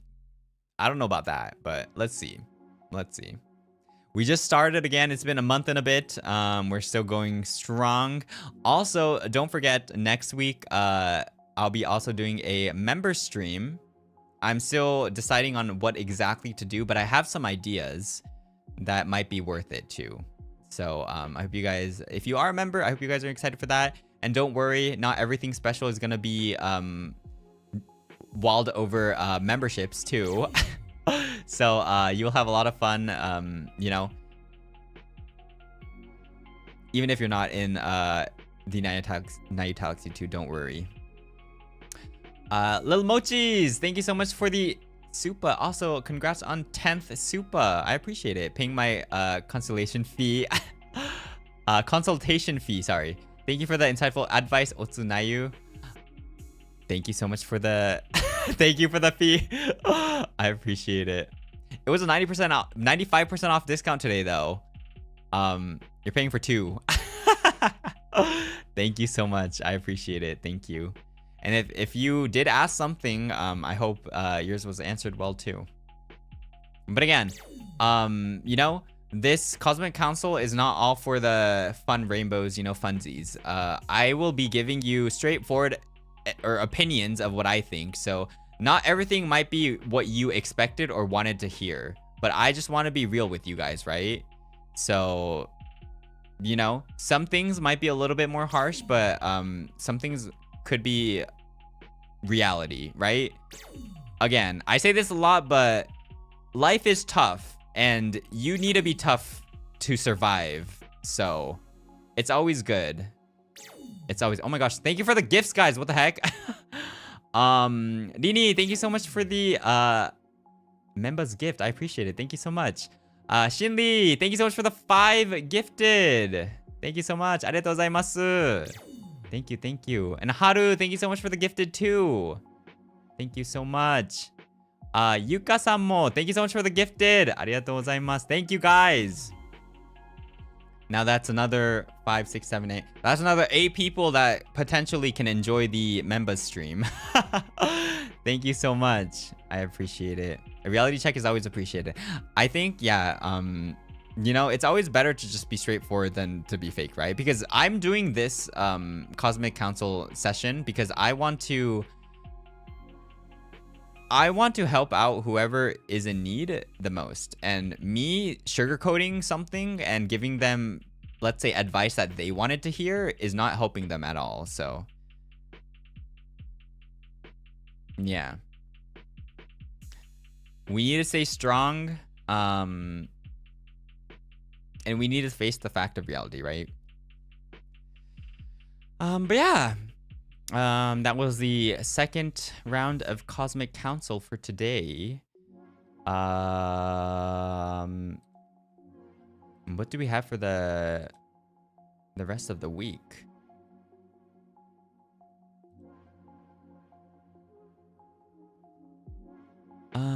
We have... Oh, we have the art stream tomorrow. We're going to be finishing the Ravanis art doodles tomorrow. So tomorrow we're going to be finishing the Ravanis doodles. And on Sunday, we're playing the bathhouse from Chilla's art. 明日はまた JP の時間だと朝活ですね。6時起き頑張ってください。で、明後日は、地獄戦闘。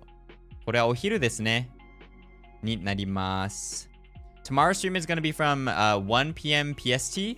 And Sunday's stream is going to be from 7 p.m. PST. So please check that out too. Oh my gosh. Care Bear. Thank you so much for the 10 memberships. I appreciate it. Thank you so much.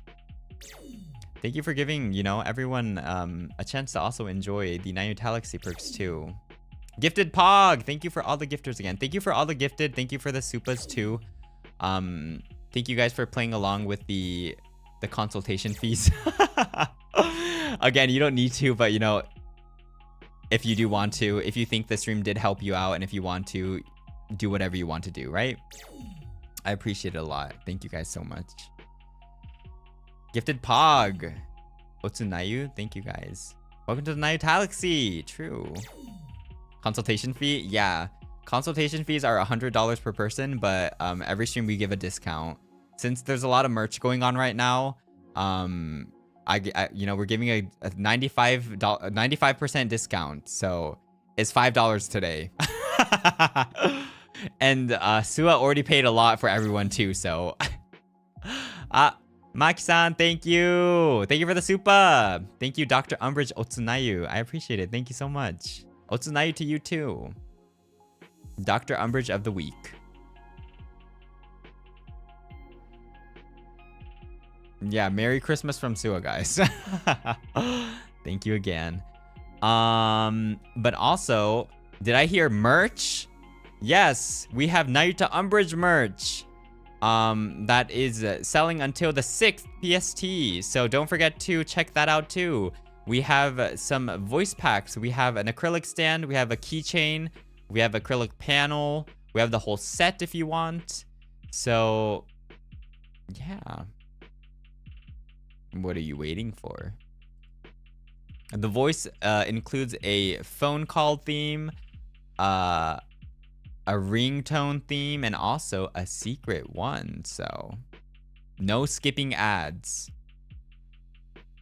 So yeah, if you do end up getting any type of merch, we do have a hashtag called hashtag #NayuBroke, which is our merch hashtag. So if you do start getting any of the keychains or the standees, please start posting it so I can see them.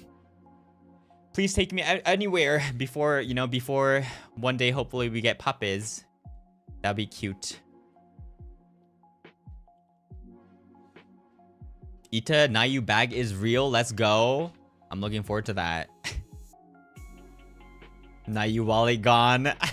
It reminds me of that one meme of, you know, that like one guy opening up the wallet and it goes like, you know, that one Asian guy that opens the wallet is like,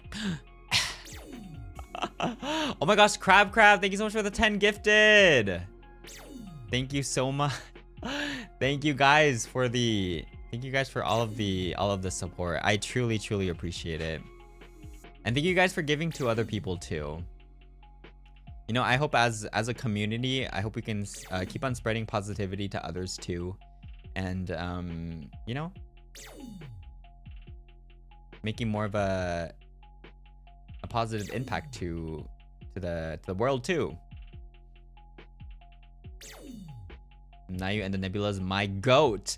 We're still waiting on our ref sheet. And also the Nebula form, you know, the mascot design. We're still waiting on that. So if you can wait a little bit longer, I would appreciate that too. But they are coming soon, so I hope you guys are excited. I love FSPEN. FSPEN is awesome. I agree. Mascot design's gonna be so cute. So I hope you guys are looking forward to that. Do you think Ref Nayu will have cake? Honestly, I don't think so. I don't think so. Wait, I have to see if Uki had cake because it really depends on that too. But Wolfie, thank you so much for the dono too. Thank you for the $10 dono. Any advice on naming my Axolotl plush Dr. Umbrage? Ooh,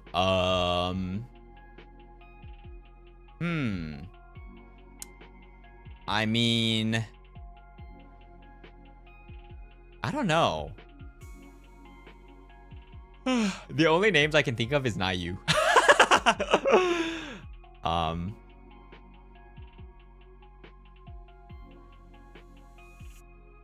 Nayulati. How about that?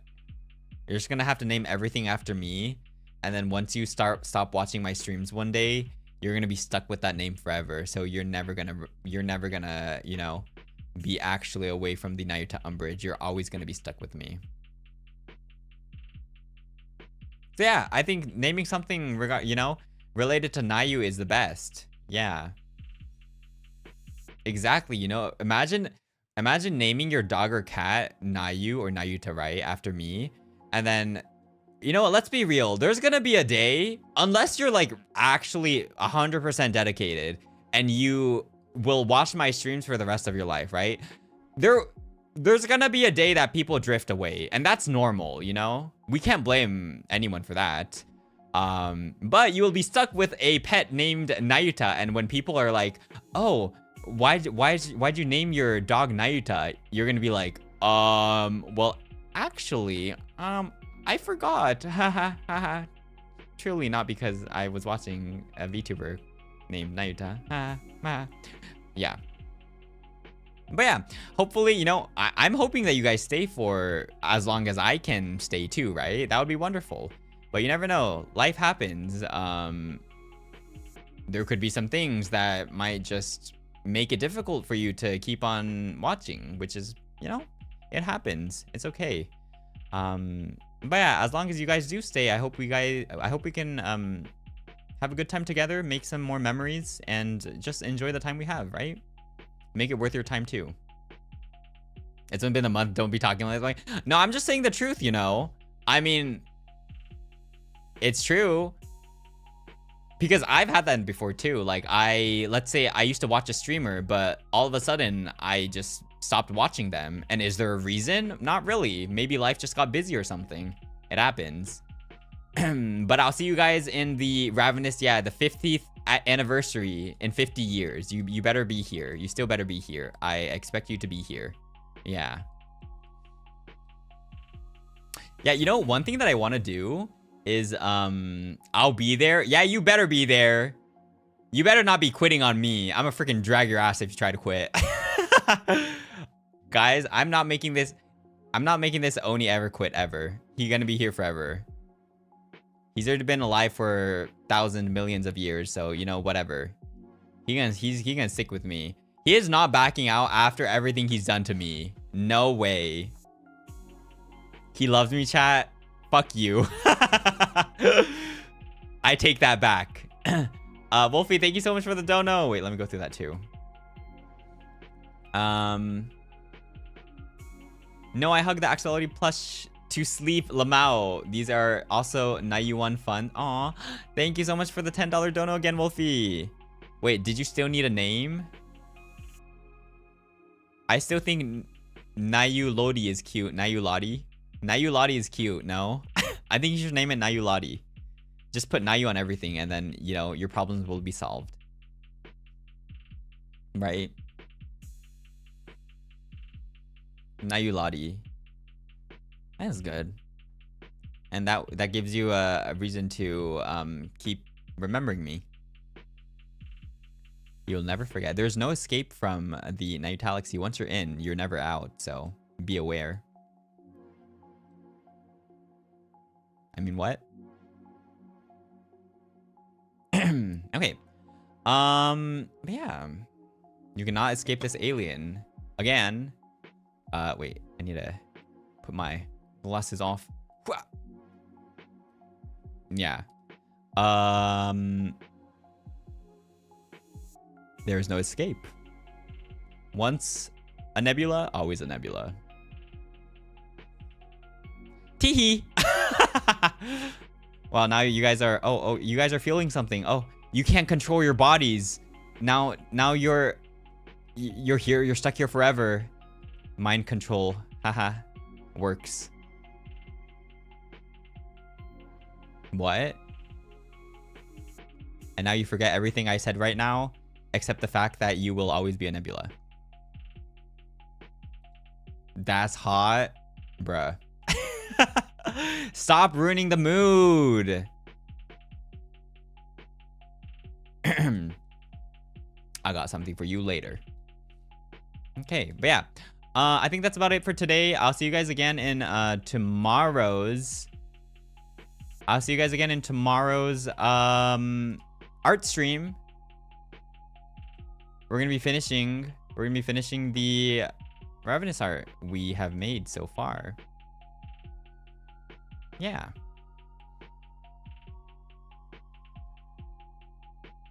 Third wheeling? No, you're like 174th wheeling right now.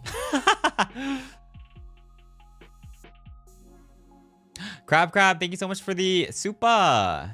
Thank you for the stream. Have a good rest tonight. Thank you. I will. I've been trying to catch up with my sleep too and rest and everything. So yeah, hopefully next week I feel better and well rested. But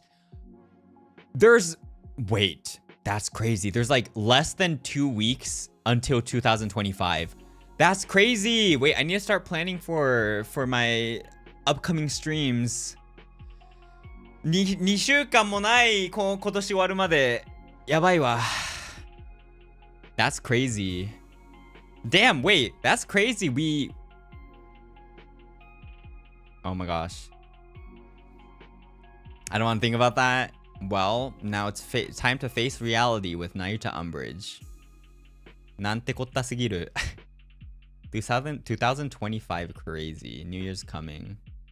Well, at least one thing is that I'm probably gonna be spending my Christmas and New Year's and everything else on stream. So if anyone wants to hang out together, I guess I'll be here most likely.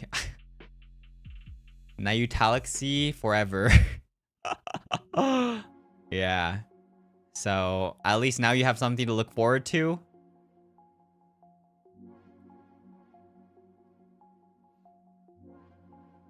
Yeah. Okay. But yeah. I think I'll be ending here. That was kind of a long night Cosmic Conference session too. Nayuta Galaxy takeover. I'm really curious. I'm looking forward to how Ravanis does next year too. Again, we just started. And I don't know, and also you guys don't know what could happen next year. There could be a lot of stuff. You know, looking at our senpai's Avalum, they've done a lot of stuff too. So, wow. I guess you guys need to wait to see what would happen. A lot. Ravanis 3D debut soon? I hope. Let's see. I don't know about anything, but 3D Nayu is gonna be powerful, guys. That's crazy. Let it happen.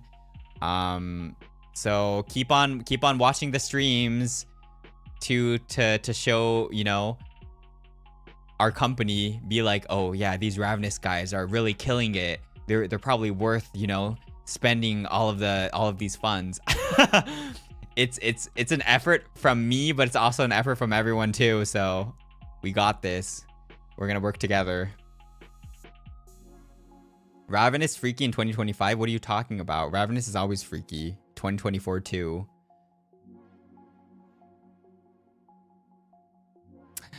So one thing is, I'm not sure about the K-pop stuff on 3D because there's a lot of copyright issues when it comes to non-Japanese songs. So I would say, I don't know for sure, but don't expect anything K-pop-ish because I don't think it'll be possible to have it as an archived stream too. Since, you know, 3D debuts would probably need to be archived, and unarchived 3D would just be sad. So yeah. In the future, maybe I do want to do at least some karaoke's that are unarchived so I can sing a wider range of songs that I do want to sing maybe. But at the same time, I don't know, or I can't sing too many K-pop songs in Korean. I can sing a couple, not too many, because you know, it also takes time to learn something in a different language too. So yeah, let's see. I don't know, maybe if I'm allowed to sing Japanese versions of K-pop songs, maybe I can, because it would be easier for me to read on the spot. But yeah. Let's see. I don't really know how copyright works for like JP versions of K-pop songs, so I'll probably need to ask. But yeah, that is it for today. I don't think anyone's streaming right now, so I'll see you guys again tomorrow.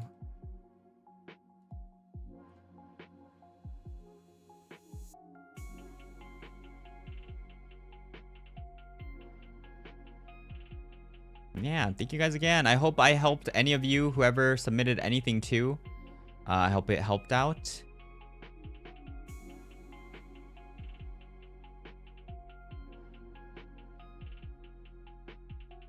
Yeah.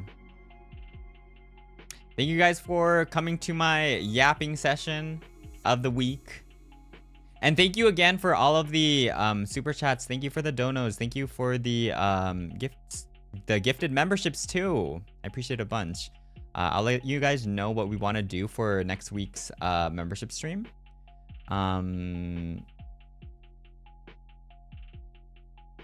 Yeah. Sua, thank you for paying our fees. True. Thank you so much too. I see you guys again. Tomorrow. Art stream. Goodbye. お疲れ様でした。また明日。